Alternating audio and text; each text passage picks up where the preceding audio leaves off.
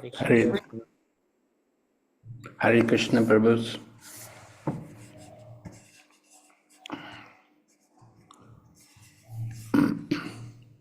Hare Krishna.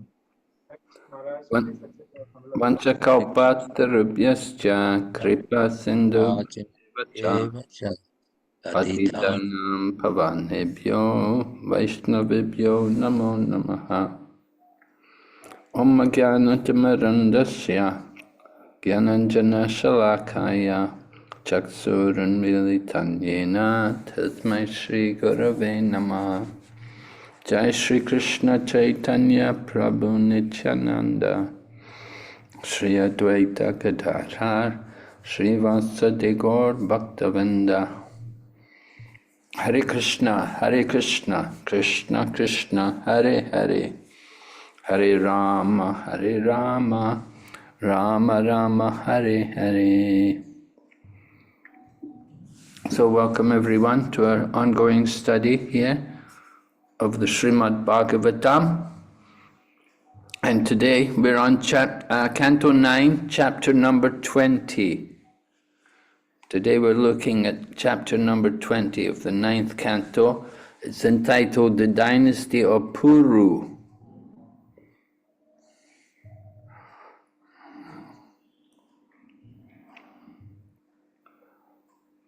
Puru. So, you'll remember about Yayati. Yayati had two wives. Well, he had one wife and he had relationships. He had some relationships with other ladies. There were two particular ladies. There was Devayani and there was also Sharmista. Devayani was the daughter of Sukracharya and Sharmista was the daughter of a king who was connected to Yayati. So the king was actually a disciple of Sukracharya and he had to give his daughter Sharmista as a servant of Devayani. So they both ended up becoming pregnant with sons by Maharaj Yayati. And Puru was the youngest son of the children conceived by Yayati. Devayani had 2 sons and Sharmista had 3 sons. So it happened that when Yayati was cursed by Sukracharya to become old, he was told he could give away his old age in exchange it for the youth of someone else. So he asked his different sons, and the first son was Yadu, and Yadu had a good reason why he didn't want to accept the old age of his father. Does anyone remember why? What was the reason Yadu had for not accepting the old age of his father? Maharaj, because he said if one has to renounce, eventually one has to enjoy the material opulences and all that gratification, then one can renounce it. So, and he was also, he knew that the Supreme Lord is going to be born in his dynasty. So he didn't want to delay all that. He wanted to see the Lord face to face and serve the Lord. So that's why he denied giving his youth. What did the Lord have to do with his enjoyment? No, not the enjoyment part. Of course, the enjoyment part was for renunciation, but he was eager. That's why he didn't want to delay, giving the youth, and then he'll get the youth back again. But the Supreme Lord was going to be born in his dynasty. So he was like, I want to, serve the Lord. So if I don't know, if he becomes old, he will not have a child. Then he will get his youth back. Then he will have a child. And then, that gets pushed ahead. The Lord's... It would delay the appearance of the Lord. Yeah, appearance of the Lord. Okay, good, yeah. So that was Yaru's, and that reason was accepted by Yayati. And then there were 3 other sons. They also were not interested to accept the old age, simply because they wanted to enjoy the material world. They just simply wanted enjoyment. They didn't want the burden of the old age of their father.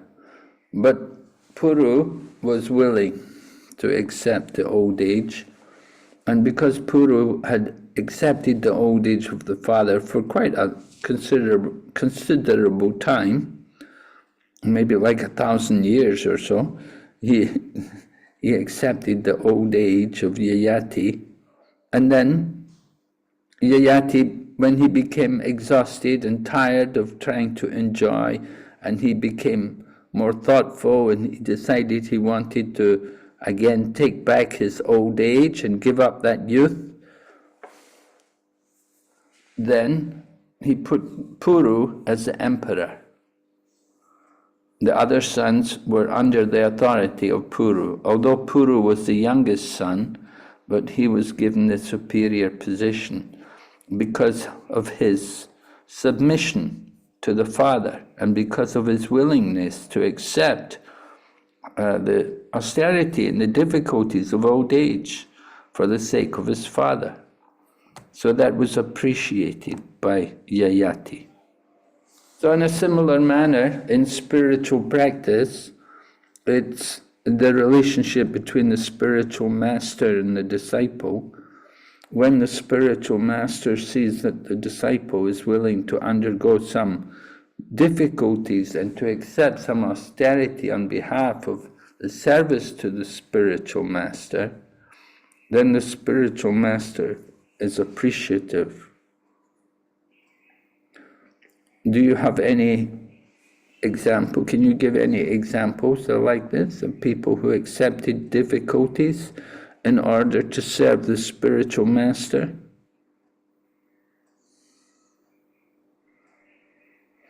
Maharaja, I remember the story of Aruni. Aruni was studying in the Gurukula. He was a young brahmachari. Then his guru asks him to get wood from the forest. But when he's going, then he sees that the bund in the field was broken, and then he didn't have time to build again. So he sleeps so that the water does not flow away. And then the evening, the guru realizes that he has not come back home. Then when he goes in search of Aruni, he sees that he's lying down trying to stop the water flow. So we can see that this is one of the examples of austerity taken. The guru is extremely pleased with him. Yes, right. This example comes almost in the beginning of Mahabharata, isn't it? Yes, Maharaj. It's portraying that mood of surrender. The spiritual master wants to see that selfless commitment to the service of the spiritual master. And then the spiritual master is more inclined to give blessings. Of course, in the modern times, how can we relate this? Srila Prabhupada, he took Yes. the orders of his spiritual master. Even in the old age, he was just meditating on that, and even in that old age, he did his best to fulfill, and we can see what is the result of that austerity, what he took. Right, yeah, yes, certainly. Srila Prabhupada didn't worry about bricks and cement and about money in the bank. He didn't worry about these things. He understood the real wealth of his spiritual master was in the teachings, and he did his best to try to distribute these teachings. Yes, good. Anybody else has any other examples? Accepting difficulty for the service of the Guru. Maharaj, can we say Krishna went and that night it was raining and he had to stay in the forest with Sudama. So it was. Yes, very nice example, yes. Very good. Even Krishna went to Panchajana and he killed Panchajana and then brought his son as Guru Dakshina. No, Sandipani Muni wanted Guru Dakshin, right? He wanted his dead son brought back to life. So, Krishna went. Yeah, he went down to the deep of the sea, even to the bottom of the sea, and then killed the demon called Panchajana, and then he brought the son back. Well, he didn't get the son there when he killed the He had Panchajanya to go to demon. Vaikuntha Loka. He had to go to Vaikuntha Loka, then he brought it back from there, yes. He had to go where? No, he went to Yamalok. Yamaloka, sorry, okay, Vaikuntha Loka for the Santana Gopa, that's another pastime, yes. Mm-hmm. Yeah, he went to Yamaloka, then brought him back. And similarly, Pandavas also went and fought with Drupada Maharaj, satisfying his guru as the Guru Yes, Dakshin. after they'd received the teachings from Drona, Drona sent them to battle with Drupada and bring him at the feet of Drona. Okay, some interesting examples there. Hare Krishna Maharaj, my Yes. humble opinions. Maharaj, we also have the Katha of Eklavya who gave his thumb, when his Guru Drona asked for it, because he had taken the knowledge without his knowing. Eklavya. Mm-hmm. He gave his thumb when his Guru asked that he could not practice archery and Arjun could be the superior. So he gave it as per the pleasure instructions of his Guru. Okay, it's an unusual one, yeah. Yes, Ekalavya cut off his thumb because Drona said, I'm your guru, give me the Guru Dakshin, give me your thumb. So he cut the thumb off and gave it to him. Yes, interesting. So that mood, Srila Prabhupada liked the devotees to distribute his books, and he encouraged the devotees, to go out and preach to Jaghai and Madhai and introduce literature to people. Prabhupada said, our family business is printing books. And Prabhupada always appreciated the devotees who were working very hard to go out and preach and distribute books to people. In India, in Srila Prabhupada's time, the devotees were enrolling life members. And if somebody was successful in enrolling life members, then Srila Prabhupada appreciated that they're able to go and meet people and convince people to donate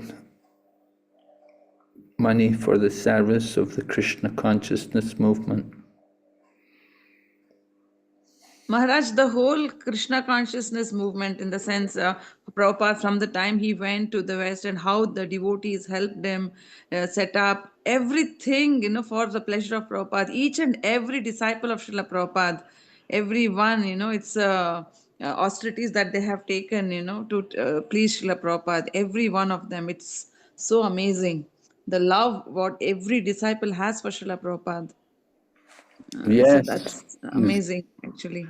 definitely true that Krishna sent some people and they were very amazing people and they could use their talents for the service of Srila Prabhupada. Maharaj, your own good self, you are taking so much of austerities preaching in China. No, I'm not doing anything. But That's your humility, Maharaj. people like Shyam Sundar Prabhu and Guru Das and Mukunda Goswami, they Yamuna were Mataji, Malati their Mataji. wives, of course, Yamuna, Malati. Mukunda's wife was Janaki at that time. They were amazing people, and of course they came to England, they came to the UK and began the preaching there. Nashma Maharaj not only preached in China, He also Yes. has a lot of disciples in Malaysia, Singapore, Thailand, Hong Kong, so many countries, Maharaj. Well, trying to preach. I'm not really doing anything, but just everything just goes on somehow or other, you know. We just keep the wheels rolling. Try to do something, some small service for Krishna. Anyway, we're talking here about this dynasty of Puru. Let's see what's happening here. The chapter Maharaj, begins. Yes? can you also tell about your asking for the example? Can we tell about this Narottam Thakuri's service to his Guru Loknath Swami? I'm sorry, I couldn't hear you clearly, Maharaji. Narottam Thakur, the service to his Guru. Who? Service to his Guru? Who did service to his Guru? Narottam Thakur. Mataji is saying Narottam Das Thakur. Right, Mataji? Yes. Okay, who was his Guru? Loknath Swami. Yes, Lokanath Goswami. Yes. Lokanath Goswami, Narottam was the only disciple, right? Lokanath did not want a disciple. Didn't want to take disciple. But Narottam did a lot of service for the Guru, without the Guru knowing, without the Guru's permission. He did service.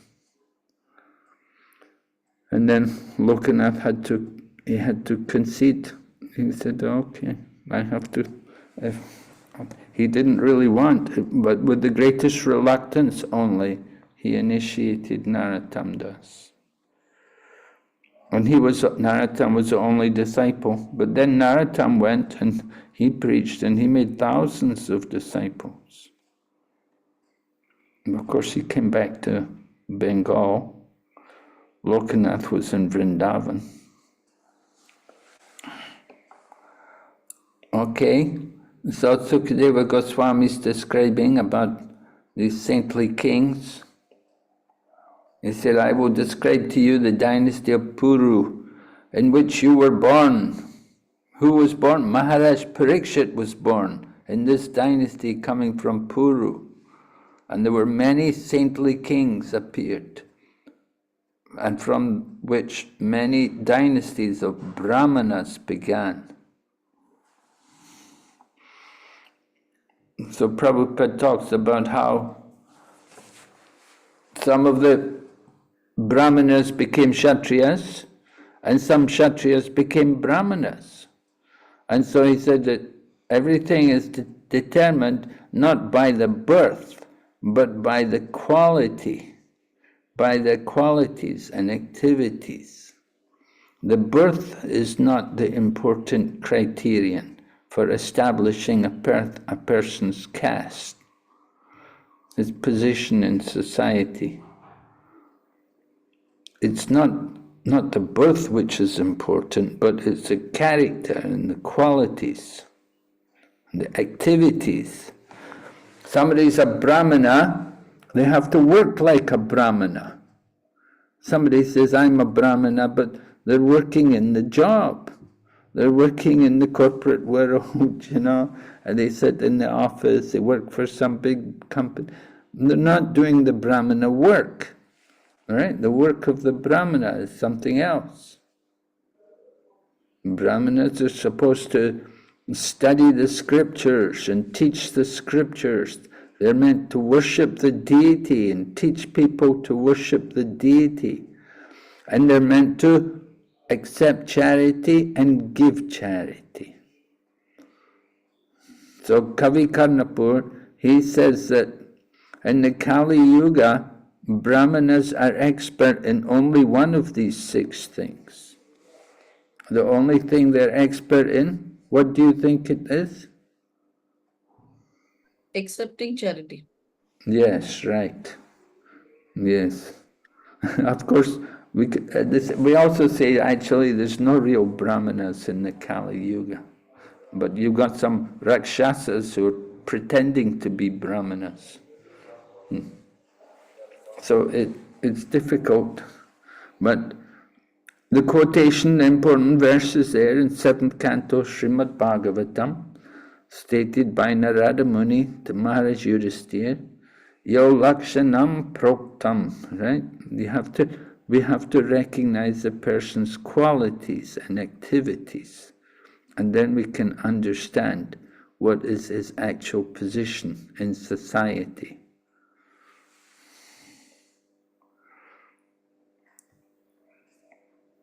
So then Sukadeva Goswami goes on to describe different descendants coming from Puru. We hear about many different kings.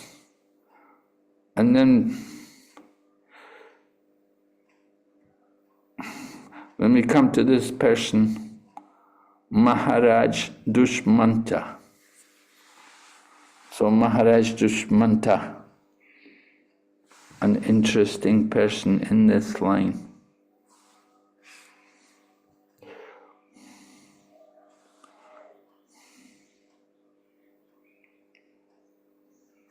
Maharaj Dushmanta is well known as the son of Rebbe. The son of Rantinava, named Sumati, had a son named Rebbe. Maharaj Dushmanta is well known as the son of Rebbe.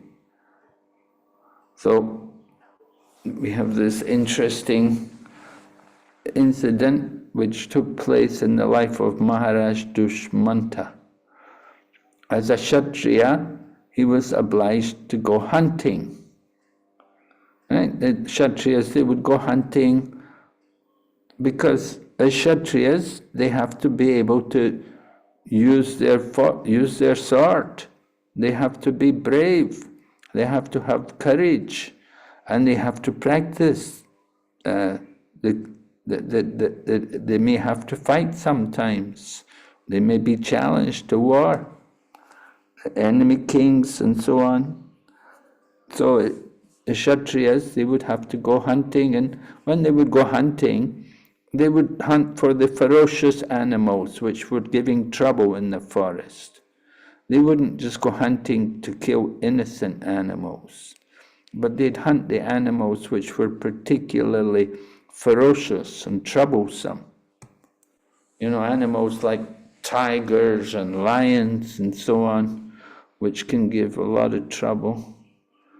So they would go hunting, and after they would go hunting, then the animals which were killed would be brought back, and they would be sacrificed. They could be cooked and eaten. So for Kshatriyas, of course, they don't have to follow 4 principles like what a devotee follows. The Kshatriyas, they can gamble, they can take alcohol, they can have illicit connections with the opposite sex, and they can eat non-vegetarian. They can do these things because they are Kshatriya. So this Maharaj Dushmanta was hunting, and at a certain point he became fatigued, and he came to the residence of some saintly person who was residing in the forest. Now this was the residence of Kanva. So Dushmanta came there, and who does he see but a woman, and quite a young woman, and very attractive. And he appreciates how attractive this woman is. She's like the goddess of fortune, and she's effulgent. She's illuminating the whole place by her effulgence. So Maharaj Dushmanta was attracted, and he approaches a woman and he talks to her. And he wants to know about her identity. Who is she? Who are you? Where have you come from? And like that. Because to see a young, beautiful woman in the forest, it's not expected.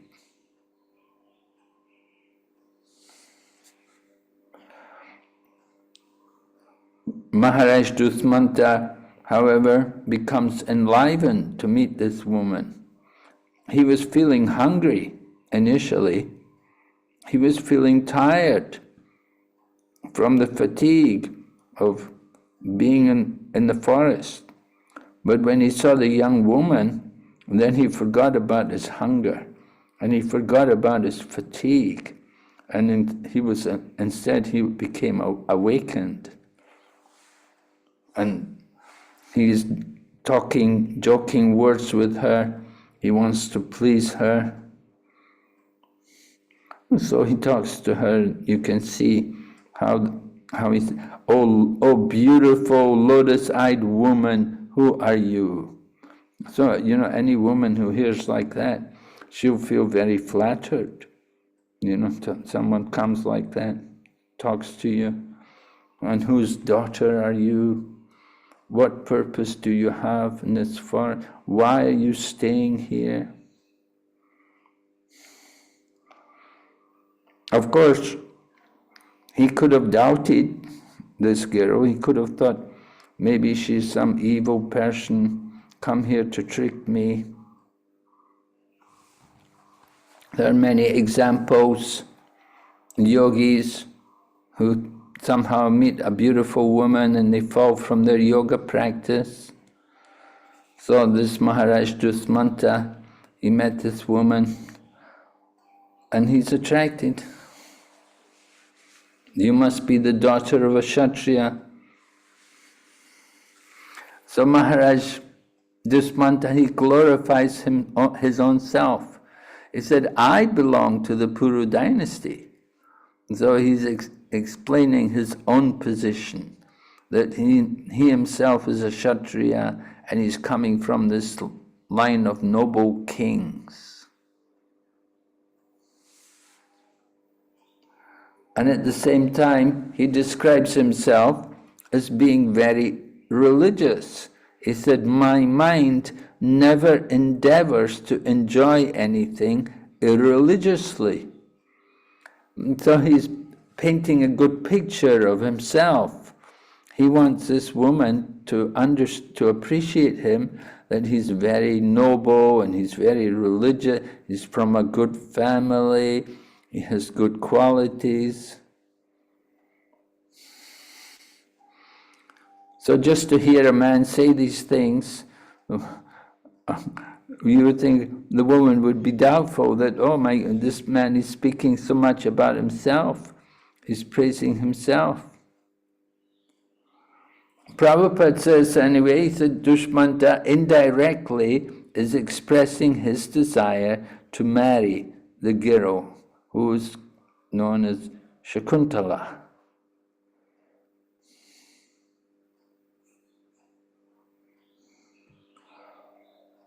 So Shakuntala replies and explains her background, right? She is the daughter of Vishwamitra.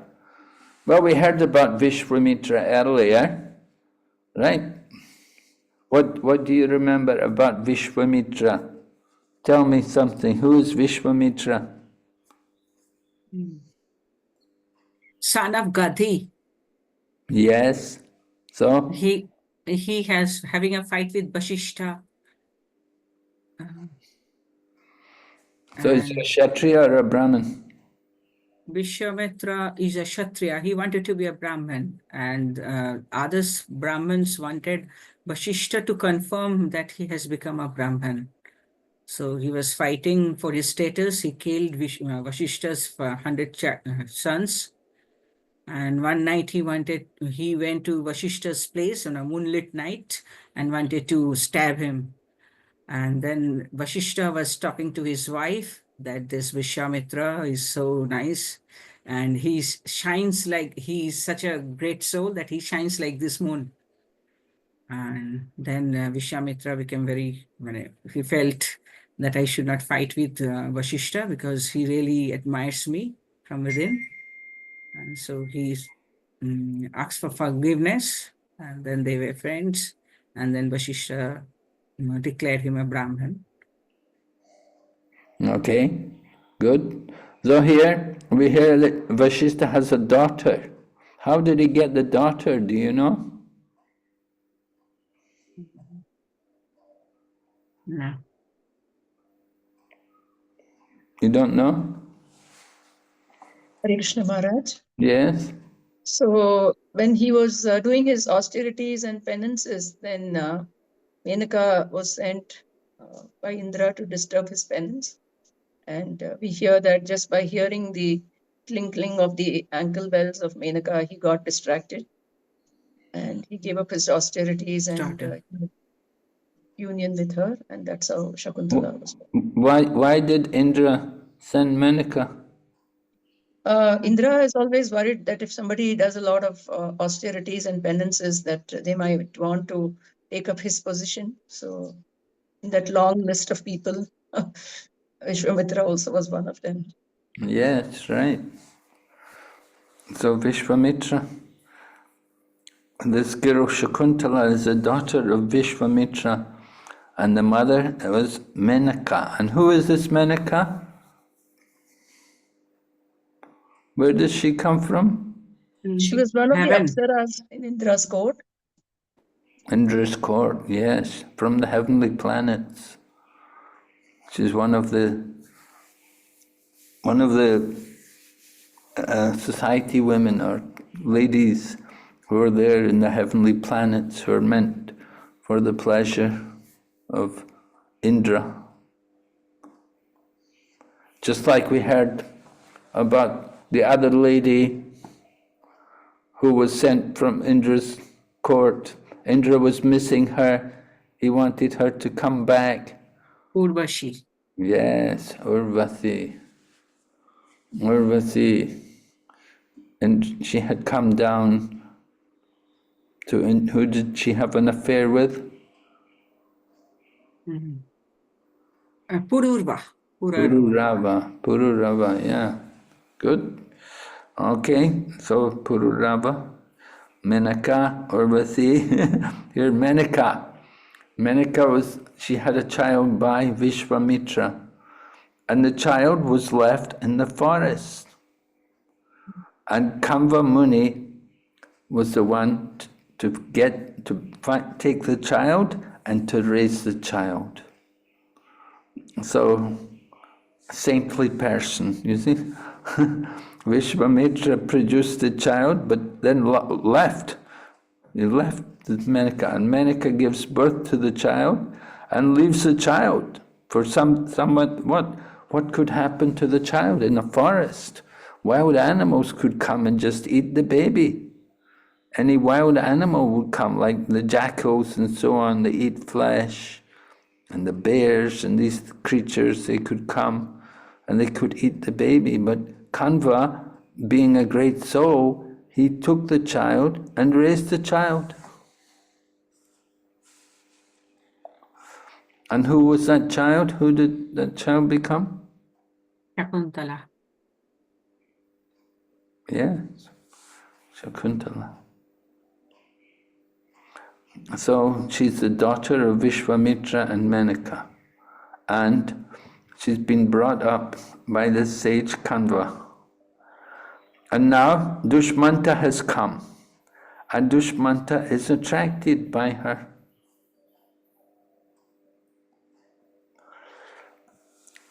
And so Shakuntala is also attracted by the king. She can appreciate the noble features of the king and his character. The king had not come there alone. He'd come there with a number of soldiers. So Shakuntala could understand something of the position of the king. that he's come with a number of soldiers and people like assistants and so on who are there to serve him. And she also appreciates the good features of the king. You can see text 14, O king, with eyes like the petals of a lotus. And so he had called her lotus-eyed woman. Now she's returning the compliment to him. And she's saying, please come sit down and accept whatever reception we can offer. So in this way, she's agreeing to accept the king.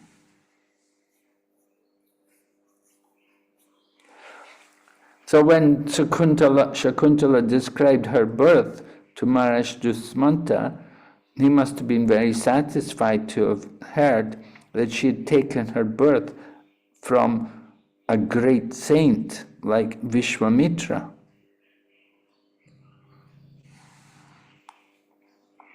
And so he being a king, he certainly wants to find a woman who is of equal noble birth.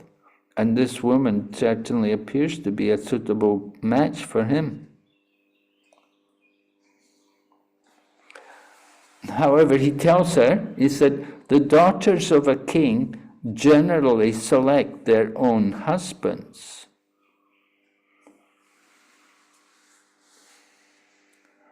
Is this appropriate?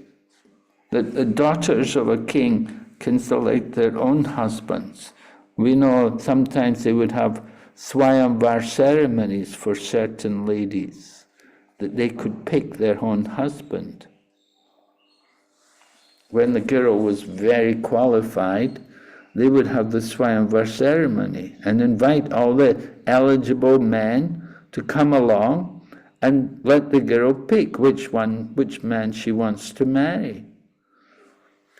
Of course, sometimes the program would not be followed, right? Can you think of some examples where people would have Swayamvar, but they would not keep everything exactly to the standard which it was expected to be done? Rukmini and Krishna Maharaj. Rukmini's Swayamvar was arranged, but Krishna came and kidnapped her. Well, was she actually having a Swayamvar ceremony? Her marriage was already arranged. Maharaj Draupadi. Draupadi. Yeah, they had a competition, right? You wanted to win Draupadi's hand. There was a competition. Sita and Rama. Bhishma kidnapped Amba, Balika, Ambika. Bhishma kidnapped. He kidnapped them. During the Swayamvara. Huh? During what? Their Swayamvara, Bhishma kidnapped Amba, Ambika, Balika. They were having a Swayamvara at the time? Yes. Oh, and Bhishma came and kidnapped the three of them. Yeah, for his brother Chitravirya and Chitrangara. Okay. There's one story in the Krishna book. Krishna's son, is it Samba? And Vanasur's daughter, Usha. Huh? He went for Banasur's daughter, Usha. No, that This is Samba? Aniruddha. Oh, yes, that was Aniruddha. This Samba went for Duryodhana's Duryodhana's daughter, Lakshana. Yes, Lakshmana. Yes. Duryodhana's daughter. She was having Swayamvar ceremony. And Samba came there. And Samba thought, well, I know she's not going to pick me. Right? Samba could understand. He said, I know she's not going to pick me, but I would really like her. So Samba saw her coming, and he just picked her up and went off with her. And the other kings were very angry because they didn't give the girl a chance to pick the man she wanted to marry. That Samba himself had taken her for his wife. He wanted her. And so there was a great battle, and Samba got arrested, and Lord Balaram had to come and talk to them and free. And that was the time Lord Balaram came and used his plough, threatened to drag Hastinapur into the river, into the Yamuna, just to show them his power. Because they were very insulting at first. They didn't like Lord Balaram coming and telling them what to do. So then Lord Balaram took his plough and showed his power, and then they immediately surrendered, and they brought Samba, and they brought Lakshmana, and they brought a dowry, and they could all go back to Dwarka. So anyway, women selecting their own husbands. The daughters of a king generally select their own husbands.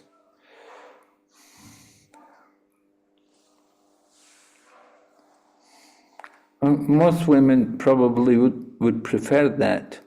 They like to select their own husbands, but often, at least in India today, you don't find it. It's usually the marriages are arranged by the parents rather than the girls themselves. The young women, you know,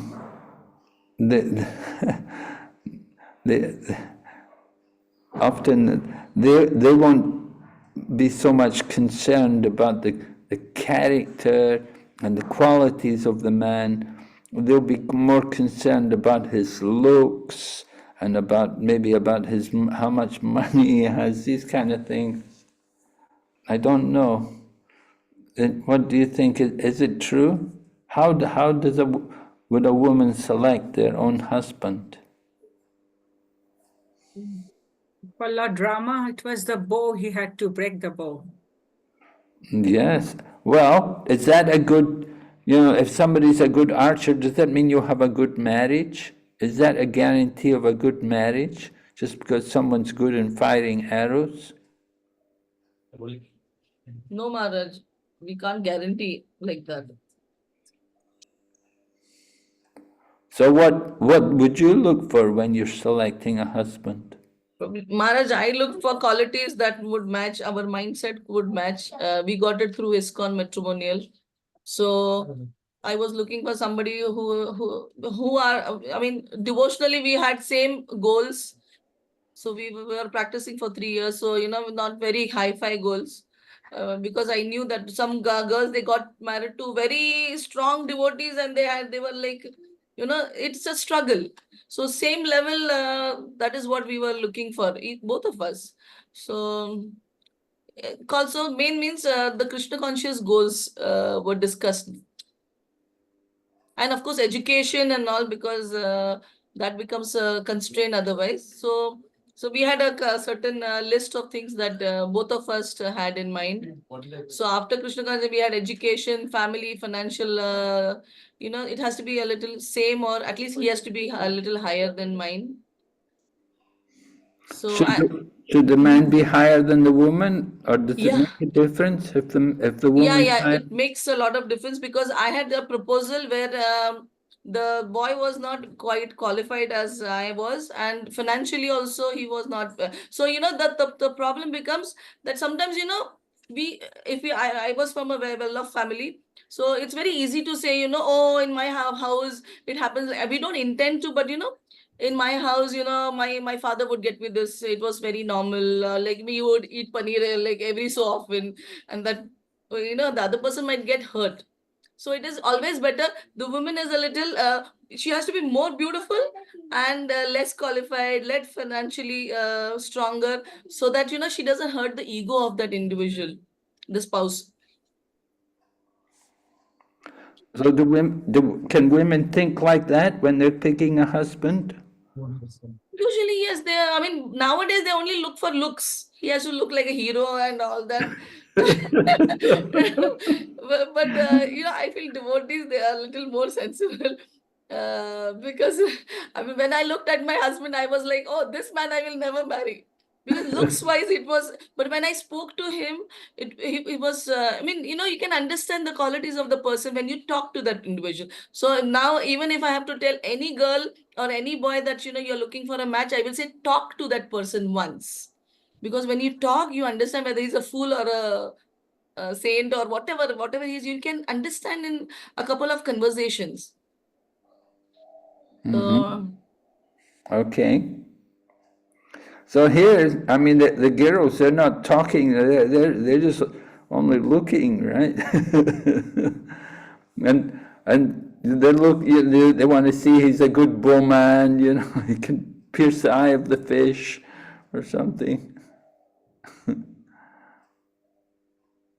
Maharaj, primarily those were Kshatriyas. So if he can protect me, that means he is a good husband. Because if he's a chivalrous, whatever, warrior and all, because that was their first primary, that is what they saw in their father. So a woman would look for qualities that's in her father. So if they are Kshatriyas, they are like looking for those qualities like a Kshatriya, who can be like, like at least protection part, be a good king, because they come from that king's family. If she's a Brahmin, she will look for Brahminical qualities. Yes. Yeah, right. These things it's important. Just like somebody's a devotee, if they marry someone who's not a devotee, then it's certainly going to be difficult.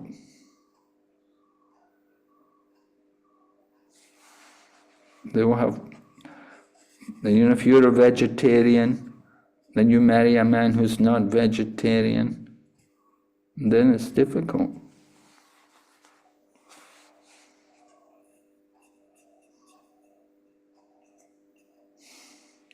Okay, so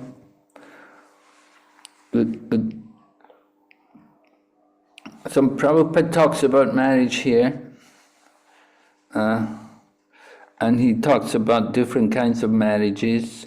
It's the agreement to unite.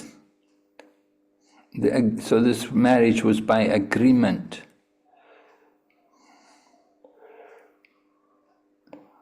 And Prabhupada said, Maharaj Dusmanta reminded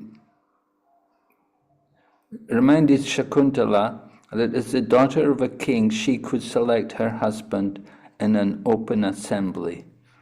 So then Prabhupada talks about different kinds of, about Sita, how she married Lord Ram, and Draupadi accepted Arjuna. So marriage by agreement, or by selecting one's own husband in an open competition, is allowed. Marriage by agreement is called Gandharva marriage. Generally, the parents select the husband of wife. That's the usual system. The parents. It's certainly an advantage to have the parents select. But we don't have that culture in the Western society. It's here in India, but still in India there are so often love marriages which are not arranged by the parents.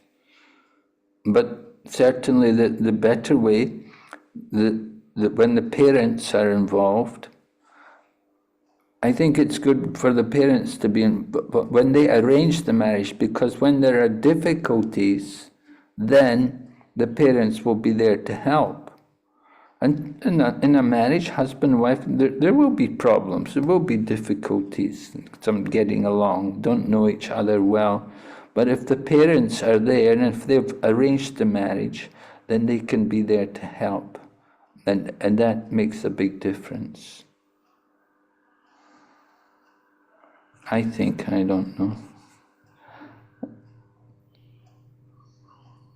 But Prabhupada mentions, he said, we find no such thing as divorce by disagreement. Marriage is there by agreement, but there's no divorce by disagreement. Of course, divorce by disagreement took place among low-class men, but marriage by agreement was found even in the very highest classes. So this point comes up, Prabhupada talks again and again. No, there was no divorce.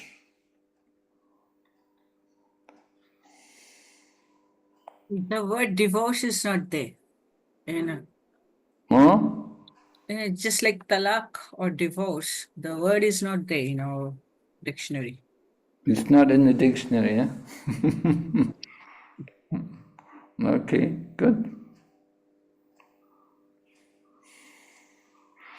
So the king knew the laws of marriage. He immediately married her by chanting the Vedic pranav Omkara, and the marriage ceremony performed among the Gandharvas.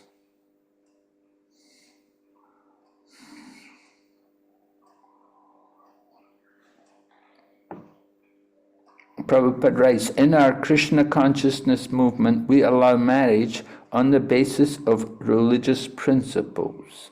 But the sexual combination of men and women as friends is irreligious and is not allowed. So that's the difference. People are allowed to marry, but without marriage, there's no connection. So they were married, and Maharaj Dusmanta, he put his semen into the womb, and that night she conceived. So Kuntala gave birth to a son. But Maharaj Dusmanta, he'd gone. After spending the night with her and delivering a child to her, he left. He returned to the palace on his own. He didn't think to take the girl with him. He just left her there in the forest. So Kanva Muni did all the rituals for the birth of the child. Rituals for the child, samskars, very important. Our society has been somewhat successful in introducing these kind of things to the people. In the past, people never knew about these things. Of course, the one samskar which is usually popular is anaprashna, which means after they've had a child, they want to do the anaprashna. That's nice. The first grains. Nam sanskar. Namkarna, yeah, Nam Samskar, giving the name. You can see Lord Krishna, Lord Balaram, Vasudeva arranged for Gargacharya to go there to the home of Nanda Maharaj and give the names for the children. So that's another samskar.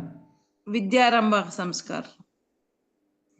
What that's for the going to school, is it? Yes, yes, Maharaj. Yeah, you write the letters, write the name Krishna.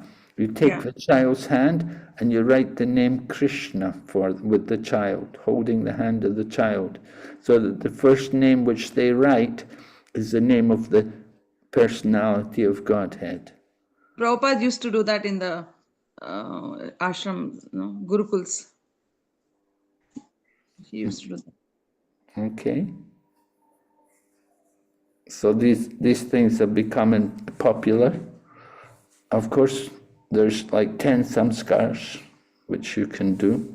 We try to encourage people, do the samskars. You can attract the quality souls into the womb. Upanayan is there. Upanayan, that's another samskar, yeah. Marriage is also vivaha yagna, that's a samskar. And then leaving the body, death also, that's the final samskar. Also like that, there are different samskar. The first one, the Garbhadan samskar, Prabhupada often mentions about that. That's an important one. If they can get that right in the beginning, that's a great help. And to the start, to conceive, to attract the pure soul into the womb. Cutting the hair also, Maharaj. Cutting the hair, piercing the ears. Oh yes, right. Cutting the hair, piercing the ears. Very nice. People, many devotees. Well, not many, but some devotees. They like to do these things. Very nice. Cut the hair for the first time. You don't cut the hair for. It's supposed to be like for a year before you cut the hair. Of course, some children have quite long hair. It gets very hot, but still not supposed to cut the hair. No grains for the first 6 months. So these things, these samskars, they're for the purification of the child, to help the child to advance, to develop more spiritual potency on the way back to Godhead. Because ideally, the parents should think that this child will not take birth again, that this will be their last birth in the material world. So from the beginning, even from the time of conception, the consciousness is there that we want the child, and this child will come, it will be their last birth. They won't have to take birth again. So that kind of consciousness is very nice. So here you have Shakuntala. She has a child, and this child is very powerful. It's described that he could capture a lion and play with it. It's a newborn child, right? He's living in the forest. He grows up something like as they have Tarzan. So in the past there was Bharat, this boy Bharat. He's living with Kanva and Mother Menaka in the forest. Mother Shakuntala. So Shakuntala, along with her son, they went to see the father, Dushmanta. And so the son's described, his strength was insurmountable. He was a partial expansion of the Supreme Godhead. So they went to see the father, but the king refused to accept the two of them, the wife and son. He said, oh, I don't know you, who are you, I don't know you, like that. But then some voice from the sky was heard, the omen from the sky, and Dushmanta understood that Shakuntala and the boy were his own wife and son. They came from outside, they were unknown. Nobody knew them. Of course, the king being living in the palace, nobody had seen them before. So the king could simply say, I don't know them. And what can the people... But then the voice from the sky, the omen, and that reveals everything. Anyway, Shakuntala is described that because she was so chaste, an omen from the sky declared the truth, so that others would hear. And when everyone heard the omen, then the king's wife and son, the king gladly accepted them. So omens from the sky, they, of course, we hear about different omens, like, of course, the one which we all know what happened at the time of the marriage of Vasudeva and Devaki. What was the omen? Yeah. Whom you are taking with so much pleasure. She is going to give her 8th child will be your killer.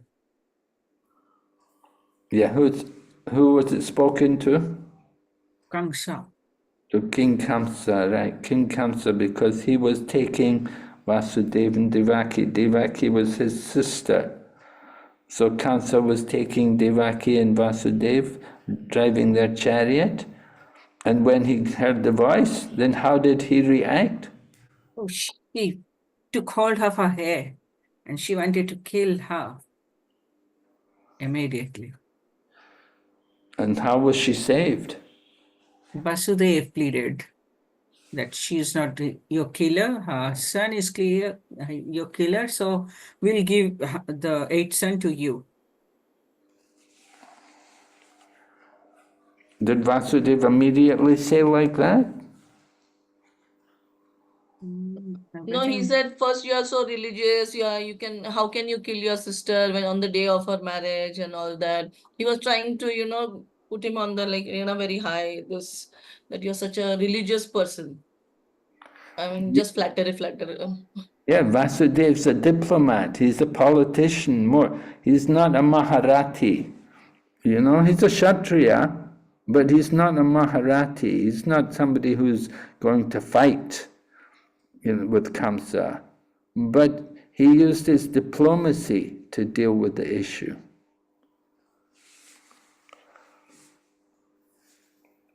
And why did Kamsa accept?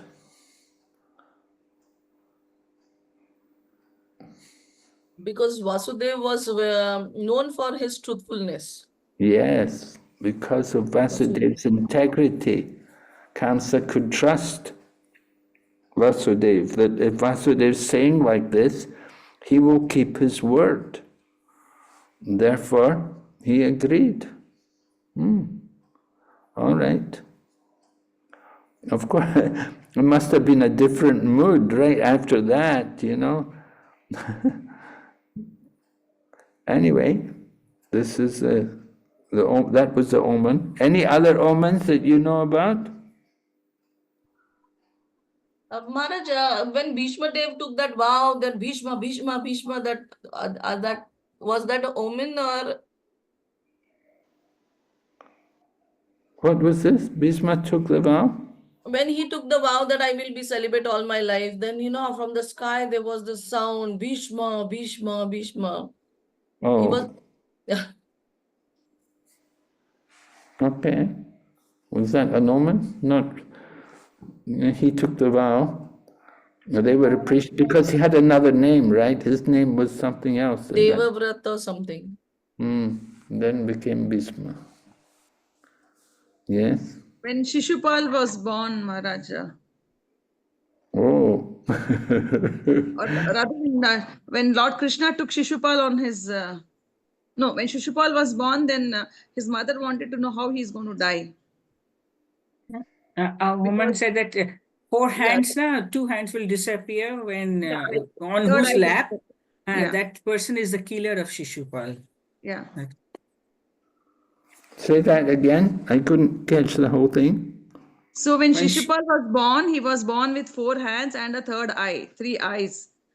So his mother wanted to know how he is going to die. So there was a Akashvani which said that the person who takes him on his lap, immediately the third eye will disappear and the 2 hands will fall off.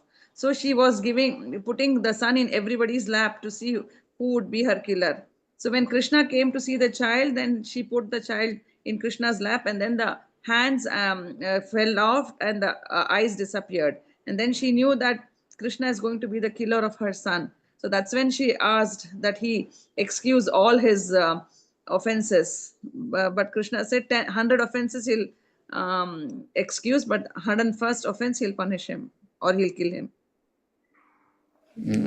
This is some Puranic information. I never heard this before. Okay, thank you. We heard also when Lord Balaram was playing chess with Rukmi. Yes, King of Kalinga was laughing and all that time. Then the omen said that Balaram is the winner. And Rukmi has lost because Rukmi was cheating. Yes, and what happened? Then Balaram killed him and he knocked off all the teeth of Kalinga, King of Kalinga, because he was laughing. Yeah, the voice from the sky declared who was the real winner, right? That Lord Balaram is actually the winner. Yes. Okay.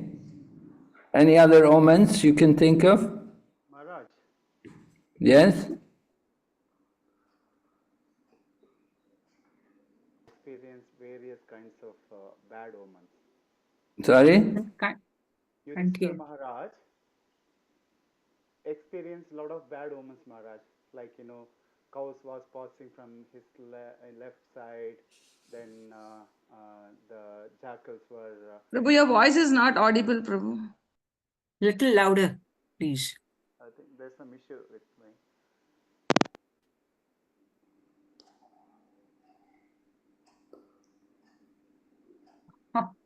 You're silent. Hare Krishna Maharaj, when Mute, Brahmaji Prabhu. appeared from the navel of the Lord, he also could not understand when there was such a lot of water around. So he heard the words "the" and "pa," and he realized that he has to do austerity. And we take this as an omen. It was a voice from the sky saying "the," "pa," 2 syllables. And secondly, when Lord Dashrath was plowing the field, then also there was an Akashvani when he found Maharani Sita Mata in the ground, that this is rightfully your daughter. There was also this sound from the sky saying this. I could think of these 2 things, Maharaj. Hare Krishna. I wasn't able to Am I audible now? catch everything you said, Manaji. I'm sorry. Could you go through it again? Let me hear your 2 points. Yes, Maharaj. The first one was when Lord Brahma came from the navel of Lord Vishnu. He was very bewildered, seeing water around him. So then he heard 2 syllables from the sky, "ta" and "pa," which told him, he realized that I have to do some austerities now, and then he could get the transcendental knowledge from the Lord himself. So this was the first example I could think of. And the second was when the Lord King Dashrath Maharaj Dashrath was plowing the field. He got his daughter Sita Mata from the earth Janaka, in a Janaka. box. Sorry, Janaka. I'm so sorry, Janaka. And then there was a sound from the sky, like this Akashvani, which told him that she is rightfully your daughter. Told him what? That she is rightfully your daughter. You should accept her. Oh, I know of these 2. I just thought of these 2 examples, Maharaj. okay. Thank you very much. Maharaj, there is also about Jagannath. When Indradyumna Maharaj wanted to see Nil Madhav, and he was not able to see Nil Madhav, and he decided that he would end his life. And there was an Akashvani which said that now Nil Madhav will no longer be visible, but Jagannath will come. So you go back and there will be a huge block of wood will come in the sea. So you take it and you can make vigrahas of Jagannath and worship. Okay. And Jagannath. similarly for Rajapur Jagannath also we have that pastime, no? That blind Brahmana wants to go to Jagannath Puri, but nobody wants to take him, so he's so sad. So he also hears saying that tomorrow morning when you go to have bath, there will be a block of wood that will come and hit you, and immediately your eyes will be your vision will be reinstated, and then you can make the vigrahas of Jagannath, and so that also. Okay. Okay. Thank you for that. Yes. Jai Govinda Prabhu. Maharaj, can you hear me now? Yes. Yeah, Maharaj, in the first canto, when Krishna finished his pastimes on the earthly planet, Yudhishthira Maharaj experienced various kinds of bad omens. Oh, yes, right. Yeah. Like, Do you remember what were some of these omens? Like the hauling of the owls, then cows started passing on his left hand side, then jackals were hauling. These are the few bad omens he felt, Maharaj. Okay. The deities were crying like that. Deities were crying. Looked like they're crying, right? Yes. Deities were moving out of the temple. Yes.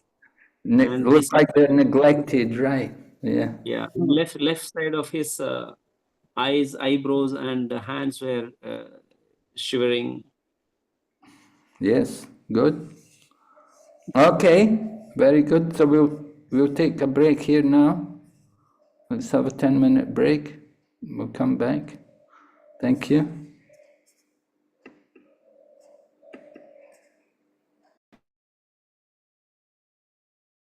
Back.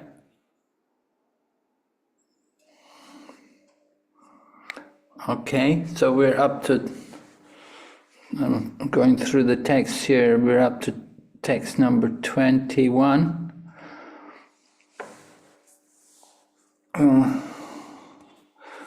The voice, the voice from the sky is speaking to Maharaj Dusmanta.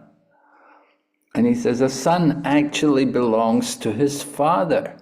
The mother is only a container, like the skin of a bellows. The father is born as the son. Therefore, maintain your own son. Do not insult Shakuntala. What do the ladies think of this? Is this Vedic? Is this Vedic in understanding? Is this in line with modern day thought? That the son actually belongs to his father. And you know, we hear different cases, like when the couples separate, they will, you know, who gets the children? The mother says, I want the children. Often the children will be given to the mother rather than to the father. At least in Western society, it seems to be like that. Here, the voice is saying the son belongs to the father. The mother's only a container. Or, and the purport Prabhupada said, like a storekeeper.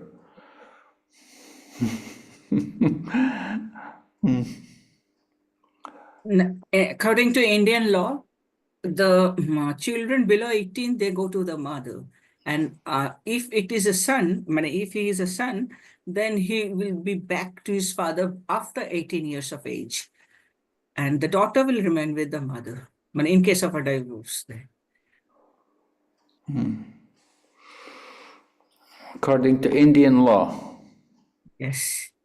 Both male and female children go to the mother. Below 18. Below 18.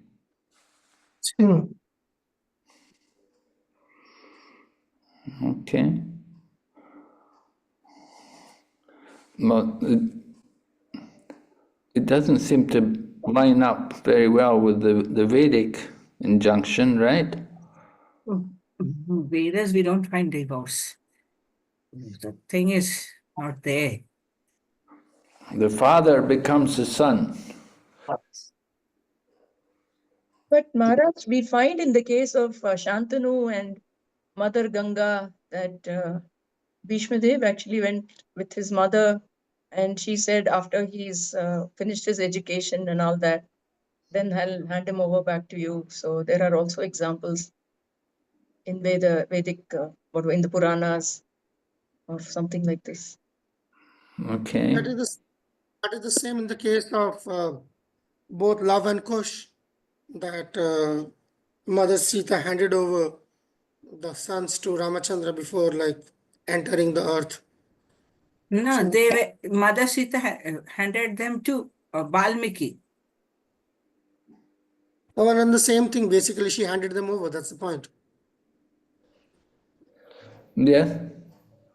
Well, of course, she's returning to the earth, so she's finishing her Leela on the earth, so certainly somebody has to take care of them. So naturally, she'll give them to someone. She herself wanted to go. Even Pandu Maharaj, when Pandu dies, Kunti does not go to her father's house. She comes to her husband's house to take care of her 5 children.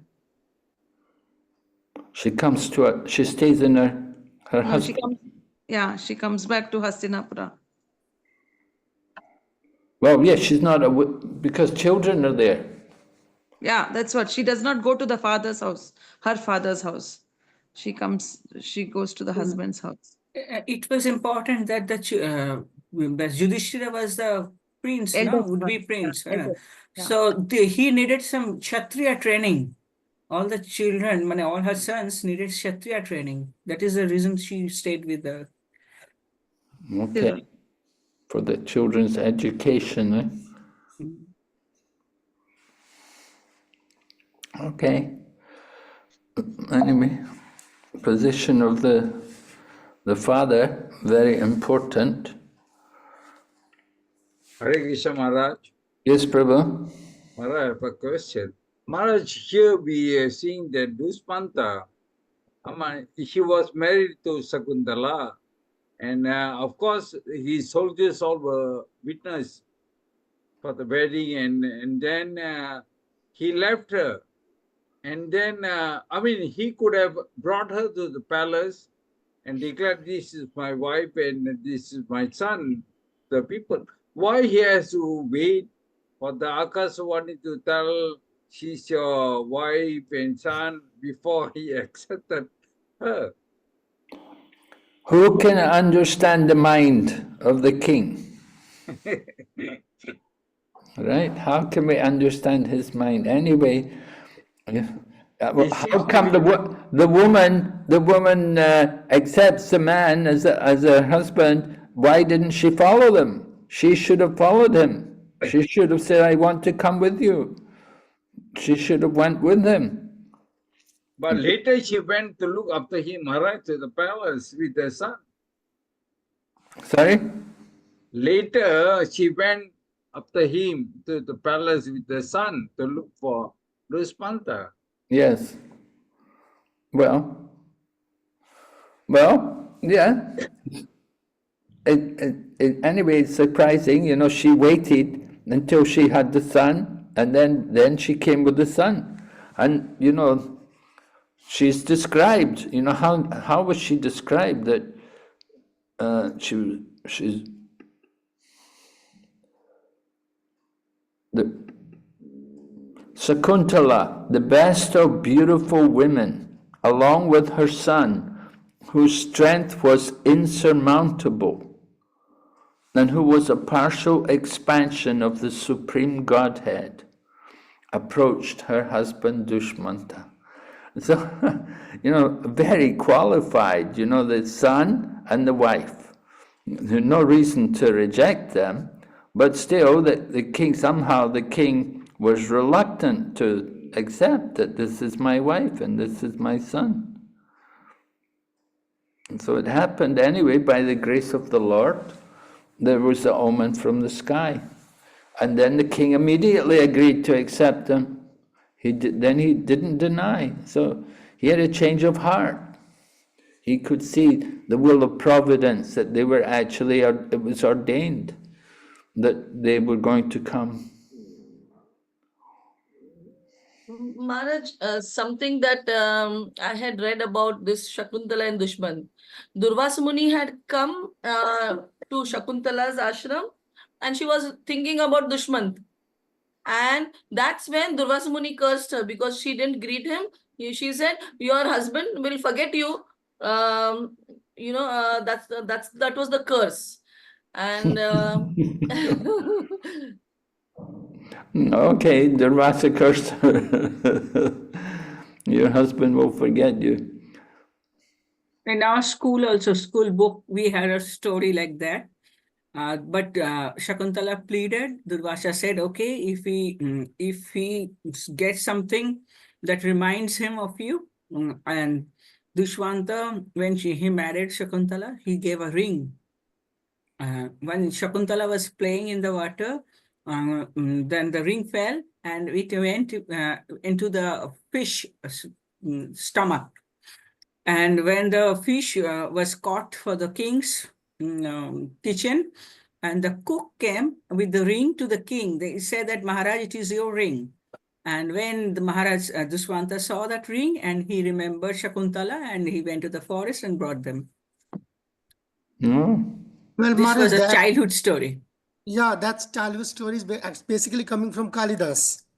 That's Dushmanta Shakuntala play. That's the script of the Shakuntala Kalidas script. Abhigyan Of, Shakuntalam. yeah. So it's coming from Kalidas.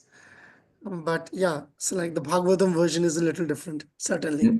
Yeah, Bhagavatam. a bit different. That's the version we are going to like defer to. Bhagavatam. Okay. So Prabhupada talks about one Supreme Lord. Ultimately we all have a Father, we all have one Father, that one Supreme Lord, He's the Father of all living entities, and He maintains everyone. He provides for everyone. And so it's the duty of the Father to provide for His children. So Prabhupada said, Lord Krishna provides for everyone. And there's no scarcity in the world. There's no fear about overpopulation. Sometimes this would be brought up to, people would argue to Prabhupada that, so many people, too much population, we have to, use birth control, we have to have abortions and things like this. But Prabhupada said, no, there's no question, there's no scarcity. There's enough food for everyone. There's so much land, there's so much can be grown. There's no question of overpopulation. Only a tiny portion of the planet is occupied by people. Most of the planet is not populated. Of course, we do tend to populate in cities. We crowd together in big cities. But still, there's a lot of land which is not occupied. I was just speaking today to devotees from Mongolia, north of China, is not a very big country, and the population there is only like 3.5 million in the whole country. He said it's one of the sparsest populated countries in the world for considering the area. And he said, and it's flat. He said it's all mostly flat land. And so, like that, there's so much land, but we're all crowded together in cities, and we think, overpopulated. Just like in USA, there's so much open land. You travel in USA between cities, travel for hours, and there's nothing, just land. So much opportunity to farm and grow things. There's no scarcity of food. So it's just propaganda. People say, no food, not enough food, too many people. But sometimes, of course, there is problems of food distribution. And Prabhupada gives the example, he says, just like a diseased person may be forbidden to eat. You have some kind of, you feed a cold, starve a fever. If you have a fever, it's usually better to fast. And so a diseased person is forbidden to eat. It does not mean that there's a scarcity of food. It's just that because of his health, it's better he doesn't eat. So the same way, a living entity's position, our position will determine whether or not we're supplied with food. The mother resembles the earth, and the seed is sown by the father. We take a particular kind of body.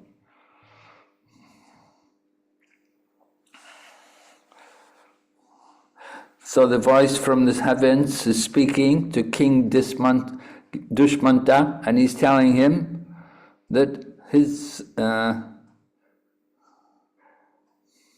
he who discharges Simon is the actual father, and his son saves him from the custody of Yamaraj. You are the actual procreator of this child. Indeed, Shakuntala is speaking the truth. So King Dushmanta was challenged that he's not speaking the truth. And of course, the son is the putra. He's meant to save the father from going to put. So then Prabhupada talks about how it's the father, not the mother, who's delivered by the son. According to the principle, when there is disagreement between the father and mother, it is the father, not the mother, who's delivered by the son. The wife is expected to follow the husband. So the father, when the father is delivered, if the wife is following the husband, then she will also be delivered. And Prabhupada says again, there is no such thing as divorce in the Vedic literature. Wife is always trained to be chaste and faithful to her husband. This helps her achieve deliverance from any abominable material conditions. The son saves the father from going to Yamaraj. It never says the son saves his mother. The seed-giving father is delivered, not the storekeeper mother. Consequently, husband and wife should not separate under any condition. But of course, this Kali Yuga, and we see it's so difficult for men and women to stay together, that they come together and then they divorce. And if they have a child, they raise to be a devotee, then the child can save both the father and mother from going to Yamaraj and punishment in hellish life. So son, I was saying, son, ideally you want a son who's going to go back home, back to Godhead. But here, talking about a different reason to have a son. The father has a son, he's thinking, this son will save me from going to hell.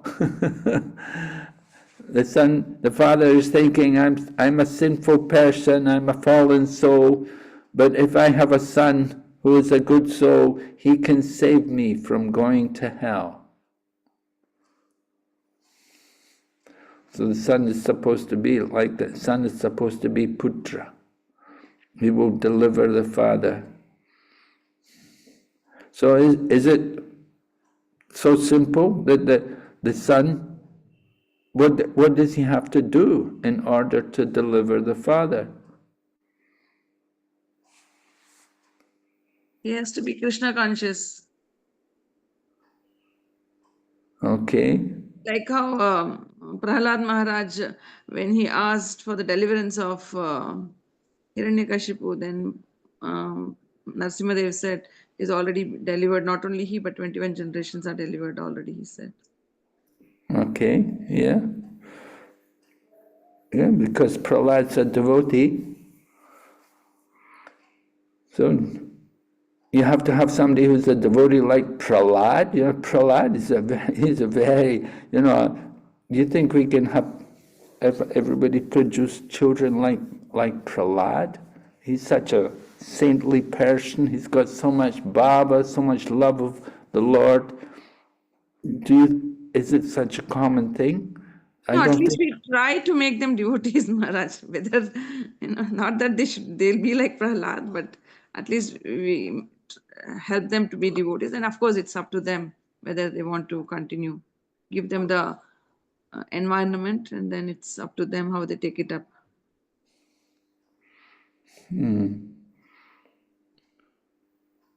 Of course, bringing the family into Krishna consciousness, bringing the children into Krishna consciousness, doesn't necessarily mean that they have to become full-time devotees or initiated even in Krishna consciousness. They could just be happy to have, oh yes, Hare Krishna, my parents are devotees, and I also go to temple sometimes. Is that enough? What does it mean to raise the children to be a Vaishnava. Maharaj, something that I heard from my Gurudev was like you give them a lot of love and positive conditioning, and then Krishna will take care, and you be a good example. So that is that these are a couple of things that my Gurudev had given us in a lecture. Yeah, I think the example part is very, very important.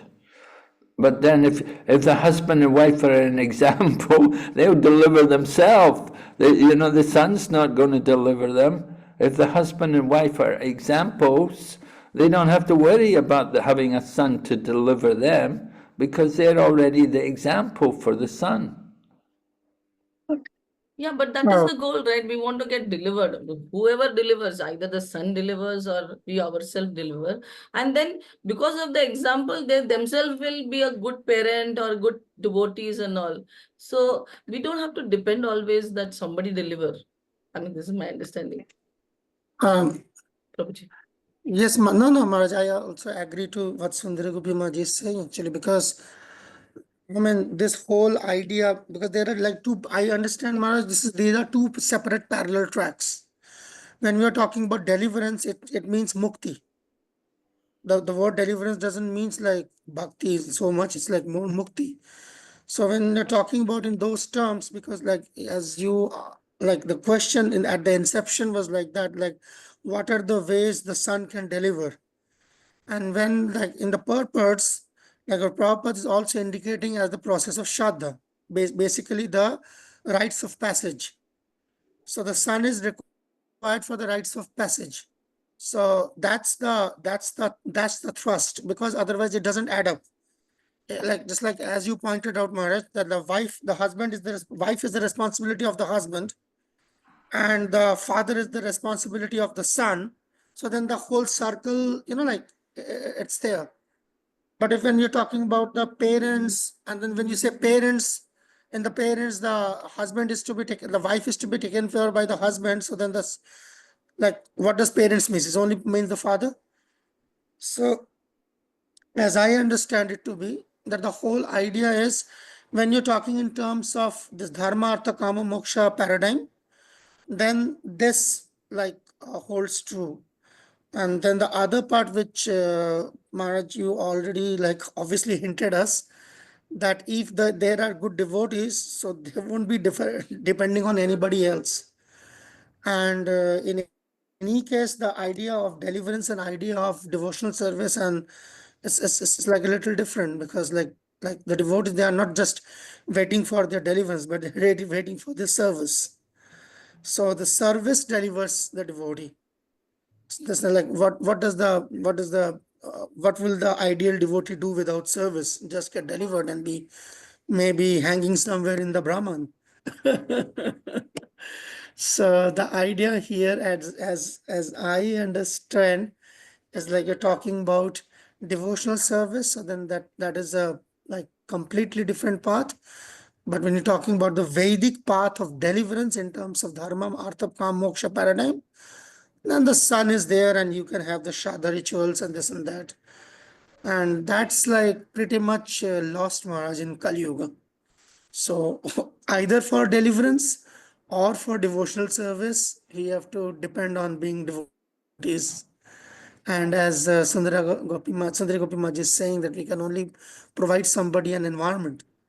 You cannot make anyone devotee. Actually, as far as my experience goes, my little experience, we can cook a sabzi, we can cook a rice, we can bake a chapati, or we can bake a pizza, but we cannot make full baked devotees. We cannot cook that. We can only give an environment.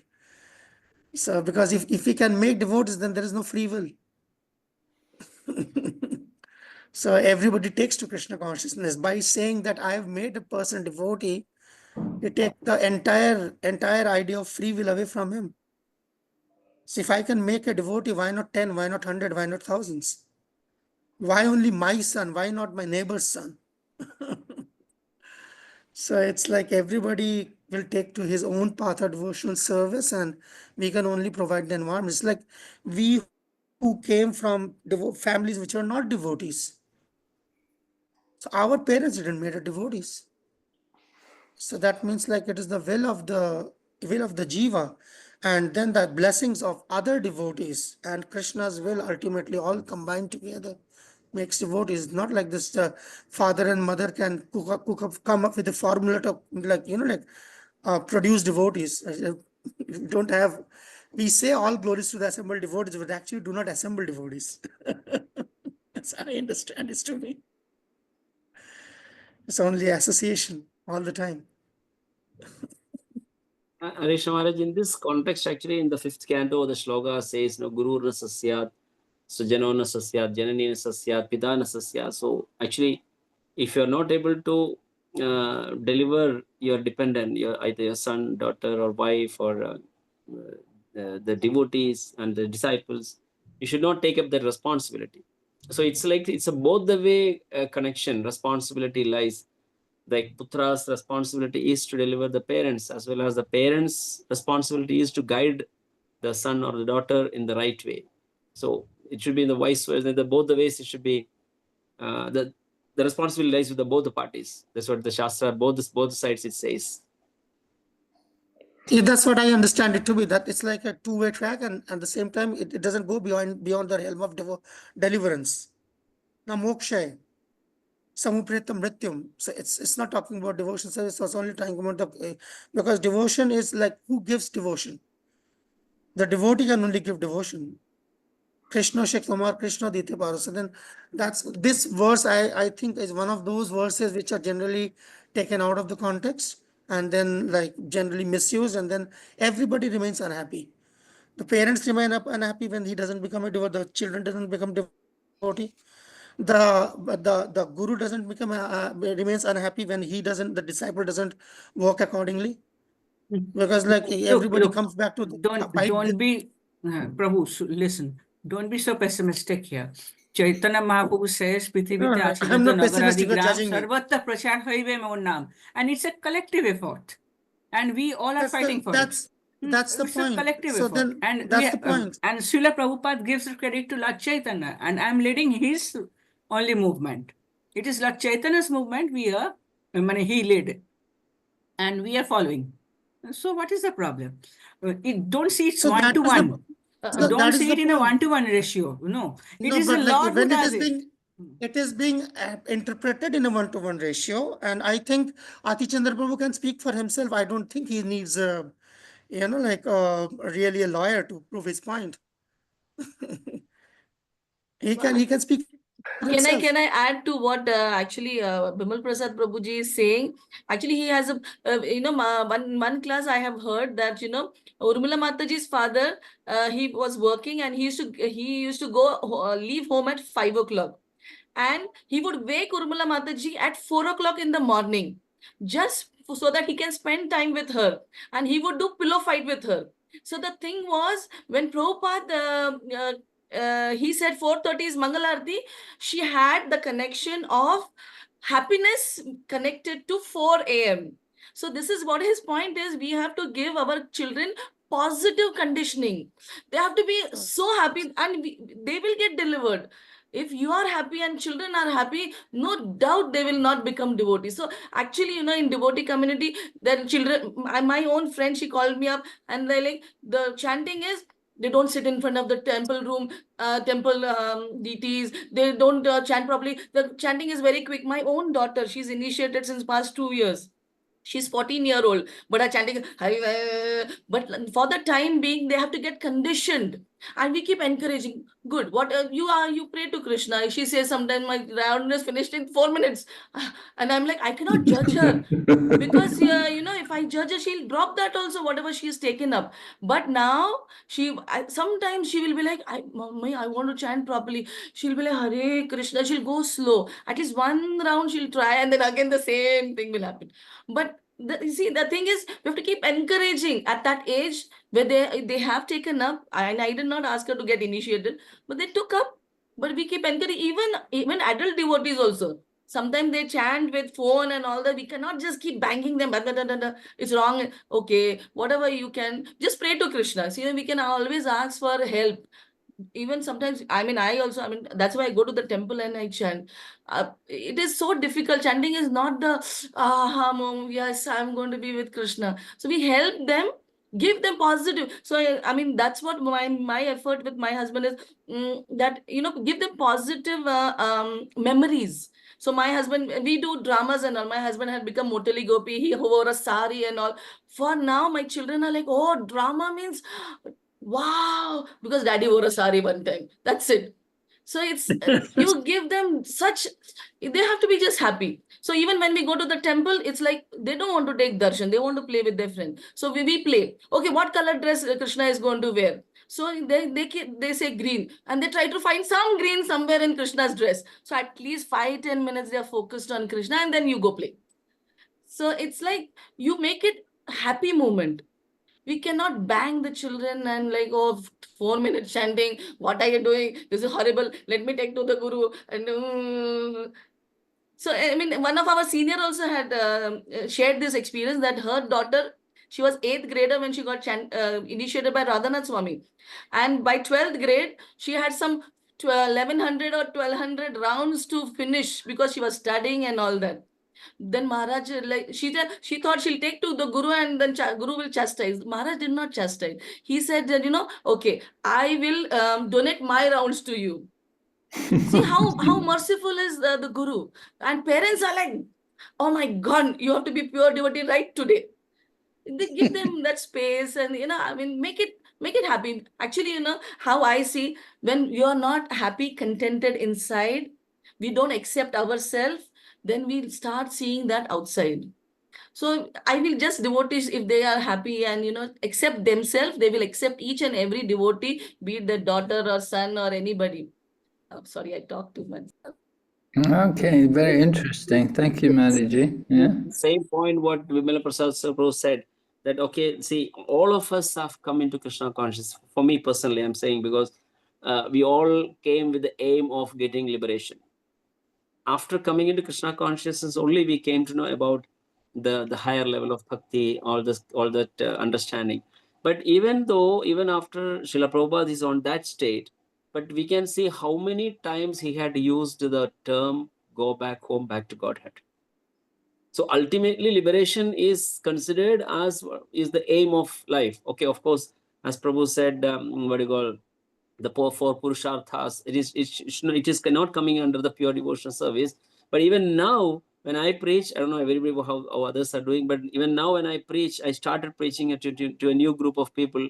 I attract them by saying liberation is our motto, or liberation is our aim of life. So ultimately, okay, so pure devotional service, of course, even we think that no, only the pure devotional service is possible only after getting liberation. That can happen only in that state of life. After the death, or after getting the liberation, after reaching to the abode of Godhead. Because here, as long as we are here, our material desires are not going to get extincted.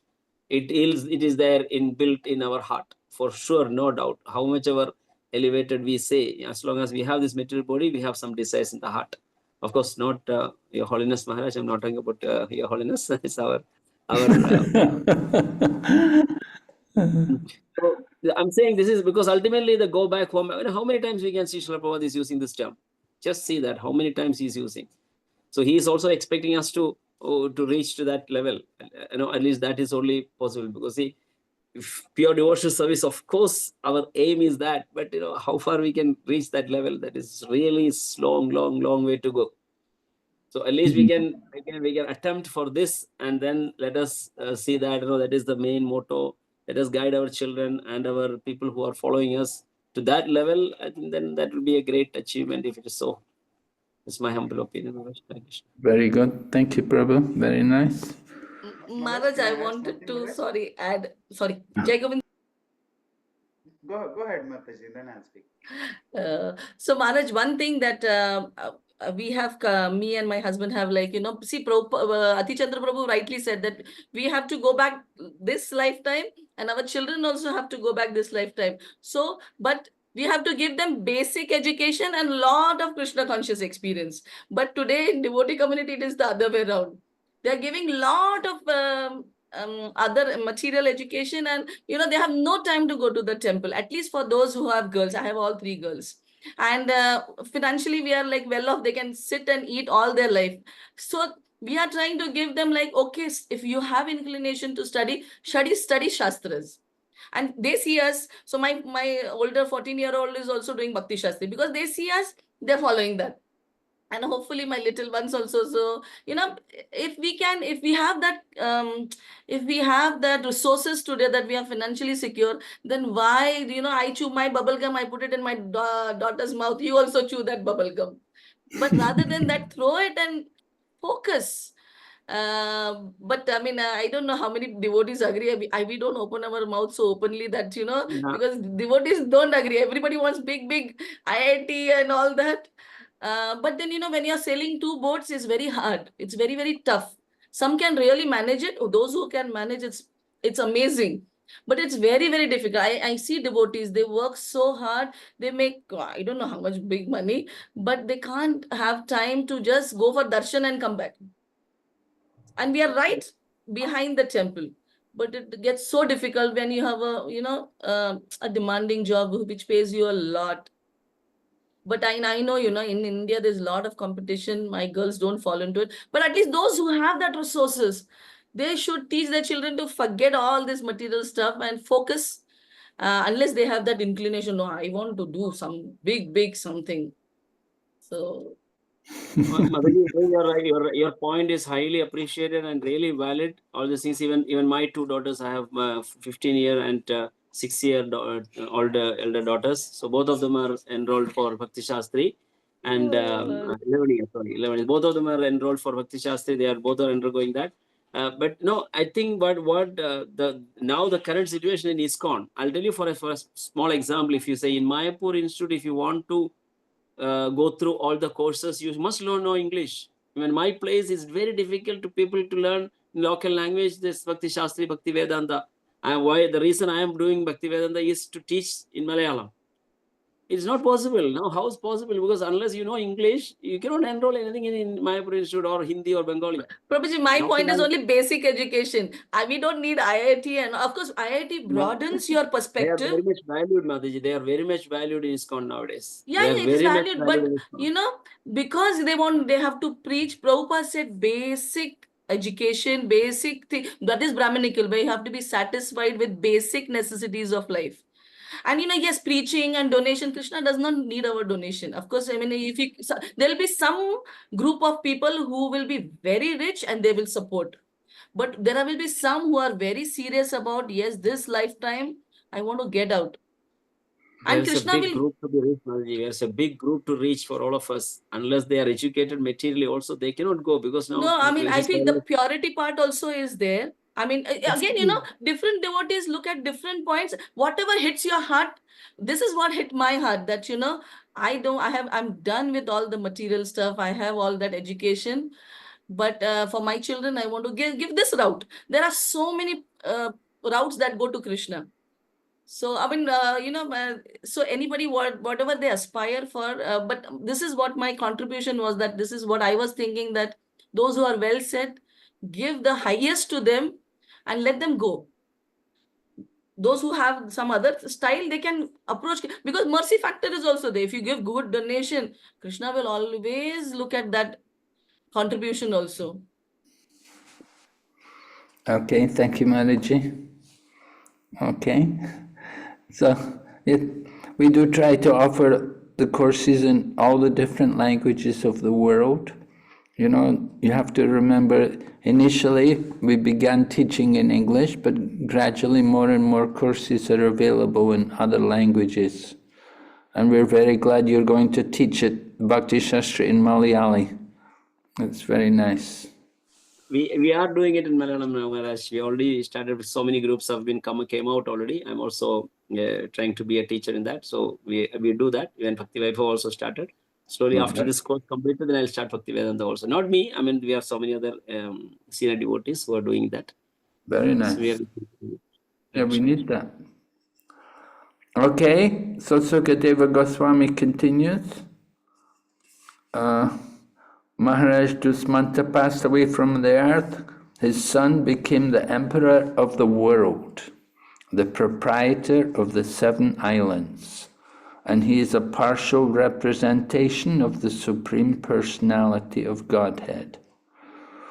So, this, of course, is son of Dushmanta. This is Bharat. His name is Bharat, and he's described here. Different auspicious symbols on his physical body. The mark of Lord Krishna's disc on the palm of his right hand, and the mark of a lotus whorl on the soles of his feet. He became the emperor and master of the entire world. And he performed 55 horse sacrifices on the banks of the Ganges, beginning from its mouth and ending at its source, and 78 horse sacrifices, beginning on the bank of the Yamuna, beginning from the confluence at Prayag and ending at the source. So we're hearing about all the different wonderful attributes of this son of Dushmanta, Bharat. All right, there's different Bharats. We know there was the Jad Bharat, the one Bharat who became Jad Bharat. He was the son of Rishabdev. This is a different Bharat. I think maybe this Bharat is the one whom India is named after, is it? When it's called Bharat Varsha, it's this Bharat? Yes, Maharaj. Yes? Yes, Maharaj. Yes, Maharaj. So Yes, Maharaj. it's mentioned also, he distributed great wealth to the Brahmanas, and he gave cows, 13,084 cows, to each of thousands of Brahmanas. I don't know how it must have been so many millions of cows he was giving away in charity. Anyway, he was a very powerful personality.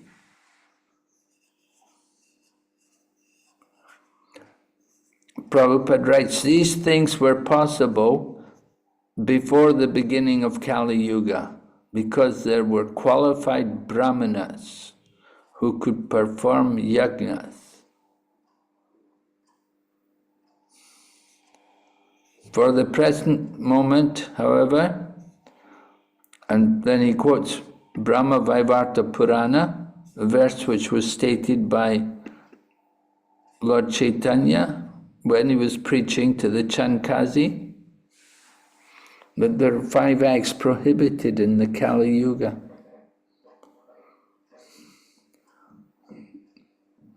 So, horse sacrifice, cow sacrifice, order of sannyas, offering oblations of flesh to the forefathers, and begetting children in the wife of one's brother.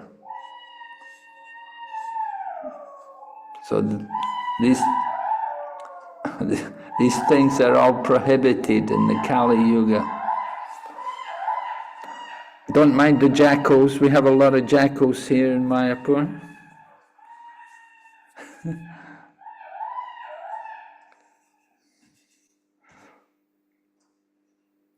So Maharaj Bharat engaged these brahmanas to do the yajna. In Kali Yuga, we have Sankirtan Yajna. Everyone can take part in Sankirtan Yajna. Yajna has to be done. So the power of the Sankirtan movement is equal to these other yajnas which were done in other ages.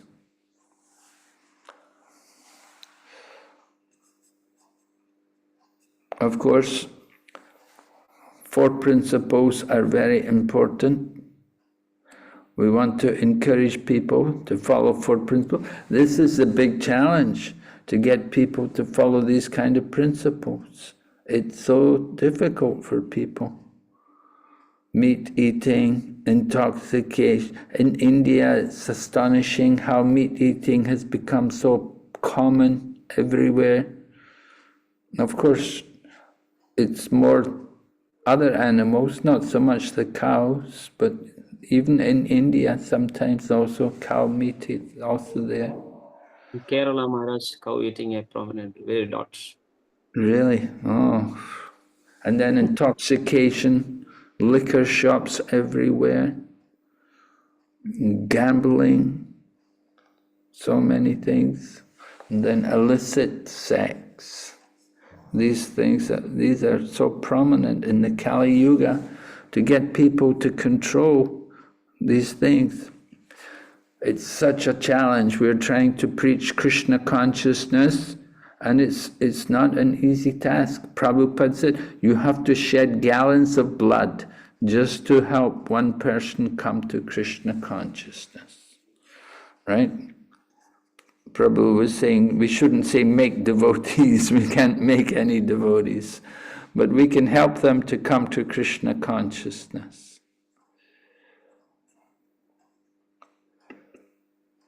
Okay, so Bharat, he could perform all these sacrifices, 3,300 horses. He astonished all the other kings. He surpassed even the opulence of the demigods. He achieved the supreme spiritual master, Hari.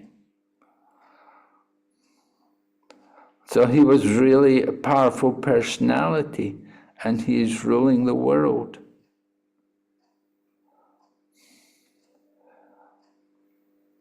He gave in charity 14 lakhs of excellent elephants with white tusks and black bodies, completely covered with golden ornaments. It's just inconceivable how they could do so much charity. 14 lakhs, that's 1,400,000 excellent elephants with white tusks and black bodies. And then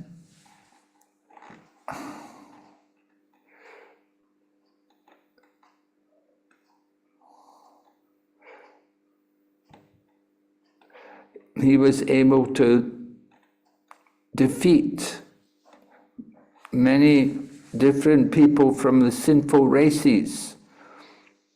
Sukadeva Goswami mentions some of these different races in his prayer when Sukadeva Goswami is offering prayers in the second canto of Srimad Bhagavatam. Kirita Hunandra Pulinda Pukasha Abira Shumba Yavana Kashadaya. So similarly, Bharat Maharaj, when he was on tour, he defeated or killed all the Kiritas, the Huns, the Yavanas, the Pundras, the Kankas, the Kashas, the Shakas, and the kings who were opposed to the Vedic principles of Brahminical culture. So he was a powerful king. He went on tour and he could challenge and defeat these people who were opposing the Vedic culture. In text 31, we hear more about Bharat Maharaj and his wonderful activities, that the demons at one point conquered the demigods, and they brought all the wives and daughters of the demigods down to Rasatala, which is one of the lower planets in the universe where the demons live. So Maharaj Bharat rescued all these women along with their associates. He freed them from the clutches of the demons, and he returned them to the demigods. So it seems like this Bharat Maharaj was able to travel even to higher planets and lower planets. He provided all the necessities for his subjects, a duty of the king. He has to provide for everyone and make sure everyone is properly looked after. They should have proper engagement. So Maharaj Bharat arranged for his subjects both on this earth and in the heavenly planets for 27,000 years. He circulated his orders and distributed his soldiers in all directions. So 27,000 years. What yuga was this taking place in? Anybody know? Satyuga. But they're doing so many sacrifices, so it would not be Satya Yuga. The Yuga Dharma would have been meditation, no Maharaj. So is it likely that it is? 10,000 years. Well, 27,000 years, you know, people in the Satya Yuga lived 1 lakh, and in the Treta Yuga, the duration of life was only about 10,000 years. But here it said he was providing for them for 27,000 years. So it would seem like it was Satya Yuga, that Yes. he lived so long.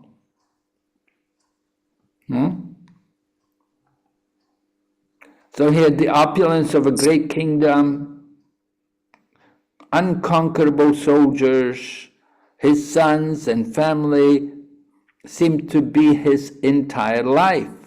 But finally, he thought of all this as an impediment to spiritual advancement, and therefore he ceased from enjoying it. So, again, you can see the nature. These people in big positions, big roles, and you could be thinking, how will the world go on without me? I have to be here. You know, the different politicians and world leaders, they often think like that I have to be here. If I'm not here, the world will collapse. Nobody will be able to maintain. I need to be here. And this way they go on and on, heart attack after heart attack, and they remain trying to hold on to this material body. But here you see the example of Bharat Maharaj, that he gave it all up. He could renounce it all. Because he saw that it's just an impediment to my self-realization. What's important is we have to become Krishna conscious. We ourselves have to become Krishna conscious. You know, we talk about our sons or our kingdom, our dependence and so on. But first we have to become perfect. We have to become Krishna conscious. All of the other things, they're going to obstruct our Krishna consciousness. So at a certain age, it's very important. We have to stop. We have to stop putting so much importance on material opulence. And we have to take and embrace a more simpler way of life, and we have to absorb ourselves more in the chanting of the holy name and our devotional service. This is imperative. We cannot just simply wait for the time of death to come. We have to do it while we still have sound body and mind. And then it's described about Maharaj Bharat. He had 3 wives, and they were daughters of the king of Vidarbha. And all 3 of them bore children who did not resemble the king. These wives thought that he would consider them unfaithful queens and reject them, and therefore they killed their own sons. It's a bit disturbing, isn't it, to read this? You know, they killed their own sons because they thought that our husband will think we were unfaithful queens. My goodness. How are we supposed to understand this? Maharaj Bharat, that he's an expansion of the Supreme Lord. He should be kind and caring and loving. But it sounds like the wives are terrified of him.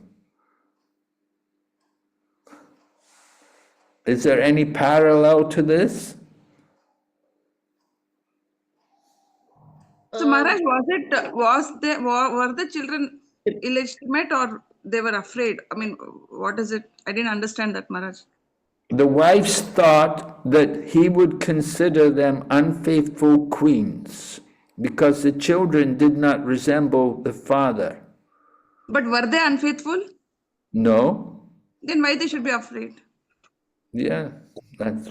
But anyway, they said each of the three of them killed their own sons. Even though they were not unchaste. How would they be unfaithful? They have such a wonderful husband. How they can get involved with any other man? Correct. They're already the wives are of course they're co-wives. They're all married to the one man. So anyway, the king wanted son. He was frustrated in his attempts. So then we hear about he gets a son named Bharadwaj. The demigods known as the Maruts, they gave him a son. And then the chapter tells about how he got this Bharadwaj as a son. And about Brihaspati was attached to his brother's wife, and he desired to have conjugal relationship with her. Oh, it's a terrible history to read the pastime. Brihaspati. Anyway, Prabhupada talks about the sex impulse is so strong that even Brihaspati, who's supposed to be the priest of the demigods and a very learned scholar, that he was overwhelmed by sex desire and he impregnated his brother's wife. Even a learned person like that. So, and that wasn't Kali Yuga. Anyway, so that whole story is related there. You can go through it.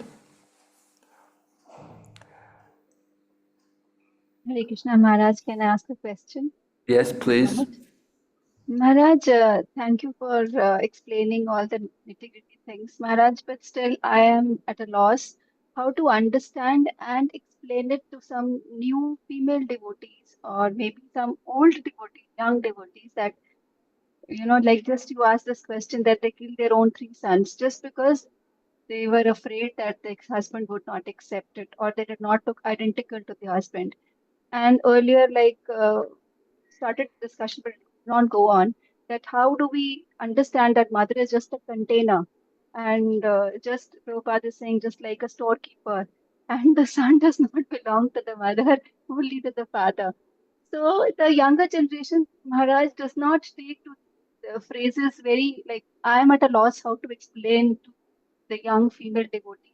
So Maharaj, could you please help? Well, you remember we're reading the 9th canto. You know, you don't want to present the 9th canto to the younger devotees. Let them hear from the beginning. Let them hear everything from the beginning. Bhagavad Gita is primary, ABC. That's very important. And then Srimad Bhagavatam, you can go on to Srimad Bhagavatam. First 2 cantos are there, you can read these things. Go study the first 2 cantos. They're the lotus feet of Lord Krishna. But the 9th canto, you're coming up, you're entering to the 10th canto, which is the lotus face of Krishna. So before we look on the face of Krishna, we have to really purify ourselves. Actually, Srila Prabhupada writes that without being free of sex desire, we shouldn't go beyond the first 2 cantos of Srimad Bhagavatam. He wants us to be sufficiently purified to be able to appreciate these things. And so how do we explain these things? 3 wives, they kill their children because their children don't look like their father. Well, Maharaj, this it is there in the, if you see the commentaries of Acharyas, Vishwanath Chakravarti Thakur. So it actually explains that, it says that it's not that they simply thought about it, but the husband said, I'm just quoting, the husband said, that means in this case Bharat Maharaj said, these children do not resemble me. Now, fearing that the king would reject them for being unfaithful, they killed their sons. So it's a little more ending. I mean, do not justify their action, but like that's possibly what they're really scared of. The husband explicitly told that. Yes. The husband told that. I mean, how to explain these things? What kind of culture is this? You know, that we're glorifying this Vedic culture, that is so wonderful example, how it's so cultured, so refined, so pure. And here we have the example, 3 ladies, all co-wives, and they each have children, but they kill the child. Maharaj, the next verse explains that the king was sad when he knew the children died. So he didn't. Yes, yes, certainly the father would feel the pain when the children died. Yeah, so if he thought that they were not loyal, then he wouldn't have felt sad. You know? Sorry, if what? If the king thought that the queens were not loyal, then he wouldn't be sad, no? Yes. How he was saying, yeah, he wouldn't have blamed them. Yeah, I think certainly the ladies were foolish and misdirected, how they could behave like that. Overthinking. Sometimes women can be impulsive. They do these kind of things. Maharaj, is it not for a higher purpose? Because, you know, if they were scared that this husband will leave them, and if they're on the street, they will be exploited. So then the society gets disturbed. If the woman is, you know, just hanging like that in the Well, that's outside. mentioned here. It's mentioned here that he would consider them unfaithful queens and reject them. Yeah, So that must be the fear. There was some fear, yeah, that Yeah, they would so. be. And you know, because you know, see, the child, you can still it's, I mean, I know it's very horrible, but you know, that generation, I mean, that yuga, they could not think of being without a husband. It was like they cannot conceive the idea that, you know, the husband throws them out of the house. I mean, they were not independent minded like today's ladies. So it is just inconceivable for them, and to even to protect the society, because they were learned in shastras. So they knew what is the consequence, because it is very easy. I am very truthful. I am very faith chaste, and now this person doesn't believe in me, but I will walk off like that from the relationship. They were not like that. Of course, we see it also that like Chitraketu, all of his wives, when the one wife had a child, you know, the other wives, they give poison to the child. Why? Because they thought we were being rejected, you know, our husband doesn't have any interest in us anymore. So they thought, we'll get rid of this child and maybe our husband will start to take interest in us. So that is the primary fear. Even, you know, earlier generation where men would beat the wife, but the only fear was that, you know, my husband will leave me. Where will I go without my, you know, the shelter? So that was, I mean, that is the ingrained culture that they had. Okay. So not like nowadays. Yeah, it is still there. It is still there. The husband pressurizes. When a husband is a big man, he pressurizes the wife. Why my children are not growing like me? They must be like my family. They must be holding on my culture, my education, my things. Why are not they so smart like me? You are not like my mother. You are not training them properly. That is also a pressure. That's not a very realistic father, is it? It's not a very good father who's talking like that.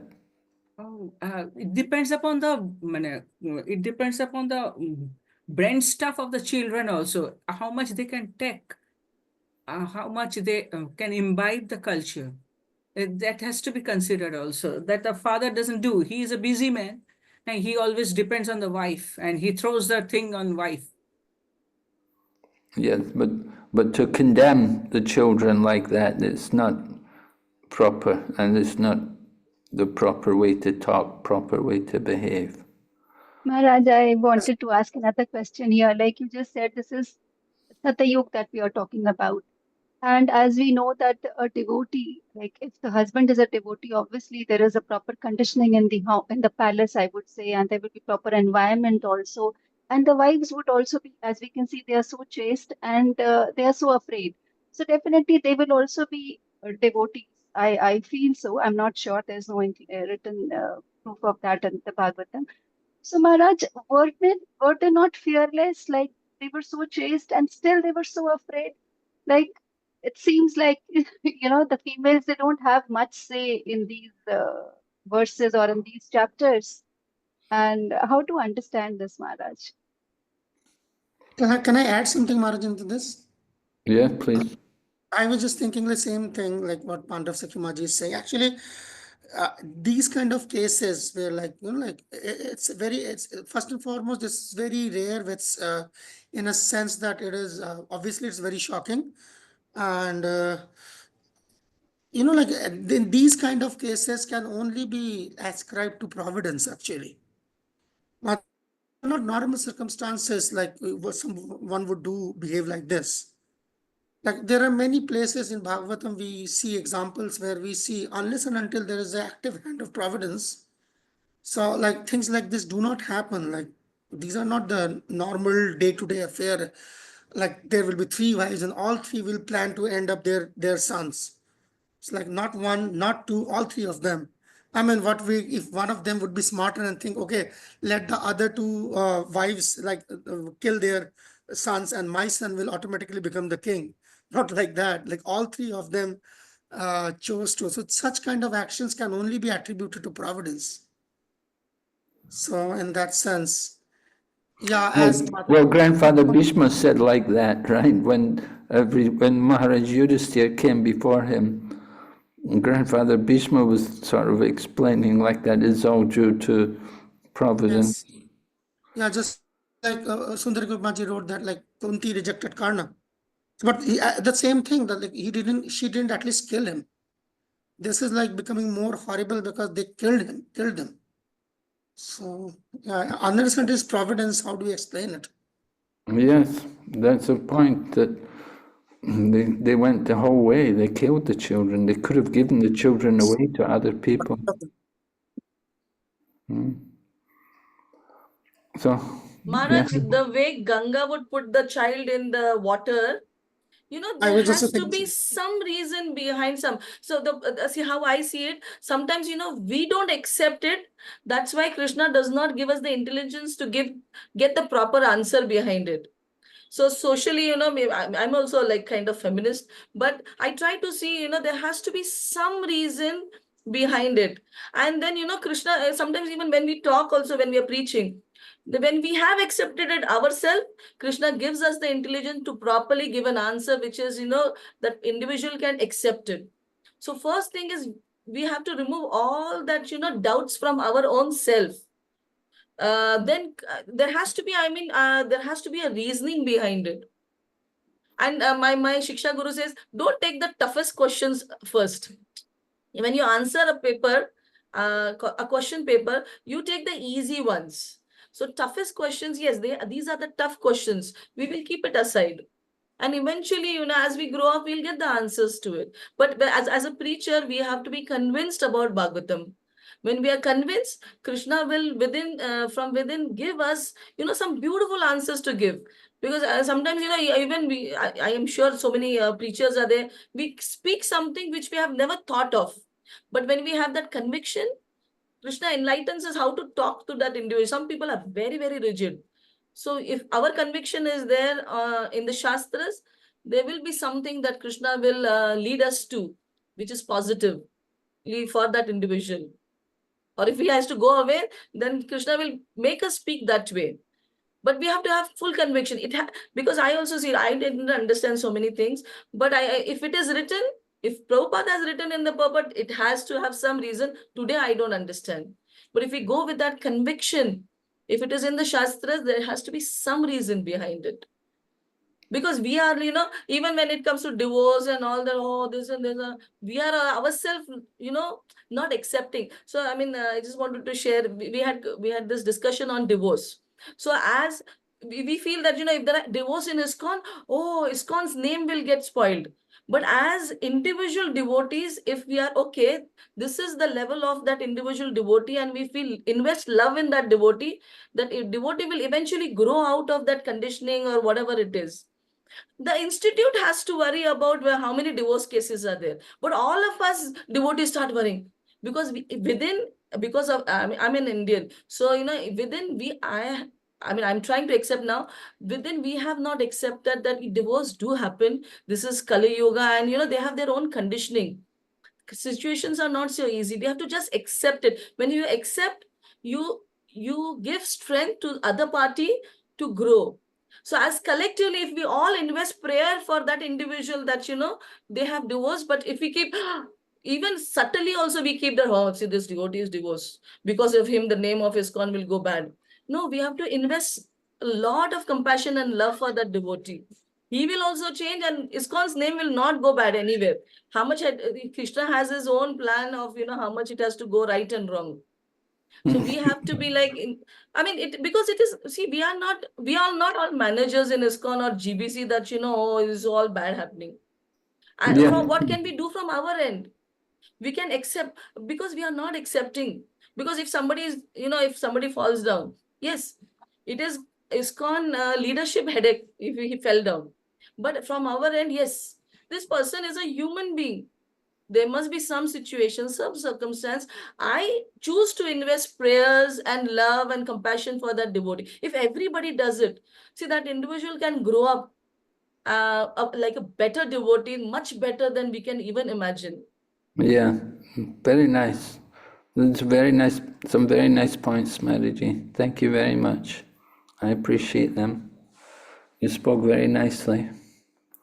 I agree with you on many of these things you've said. We do have to take care of our devotees. And sometimes even you saw Srila Prabhupada, he told his servant, Shrutakirti, he told him, you can divorce, get divorced. Your marriage is not good, you divorce that woman. And somehow, Prabhupada's writing one thing, but sometimes in the course of daily affairs, he saw that this was going to help somebody's Krishna consciousness.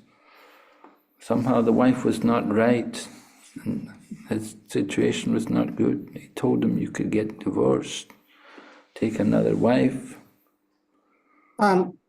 Yes, Mark, just wanted to bring to this discussion the 12th canto of Bhagavatam. We are of course progressing towards 12th. We are in 9th now at present.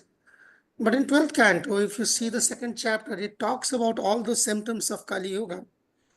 And if we are all, as Sundari Gopi Maji was saying, that we must have faith in Bhagavatam. So considering that we have faith in Bhagavatam, so we should also be ready for Bhagavatam has to offer for Kali Yuga. It says that these things will happen in Kali Yuga. This is the symptom of Kali Yuga. So it's like, otherwise we are it's like an oxymoron for us, that on one end we are saying that we trust in Bhagavatam, we have faith in Bhagavatam. But when Bhagavatam is mentioning that in 12th canto, that such things and such situation will be the day-to-day norm in Kali Yuga, we are not accepted to, we are not, we are not able to or not ready to accept it.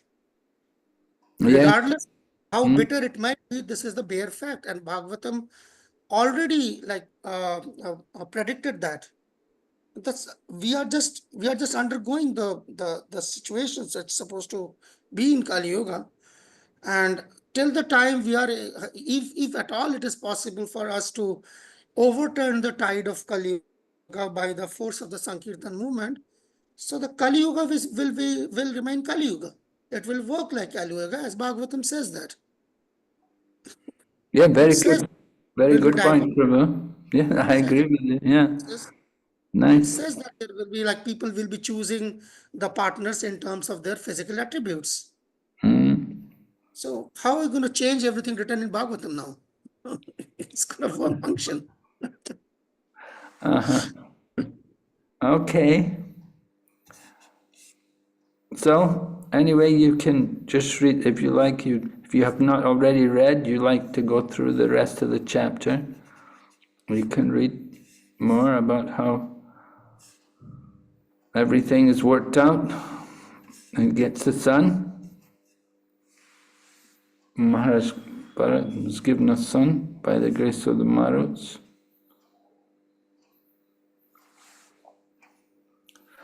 And Prabhupada concludes the chapter there, the end of the chapter said, it is understood that those who are rejected from the higher planetary system are given a chance to take birth in the most exalted families in this planet Earth. So this child Bharadraja was somehow rejected from the higher planets, but he came down to the earth and he became the son of Bharat Maharaj, who was the emperor on the earth.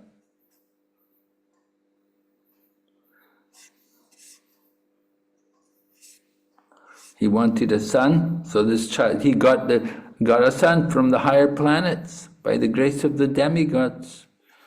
So he got a son. So this is the pastime.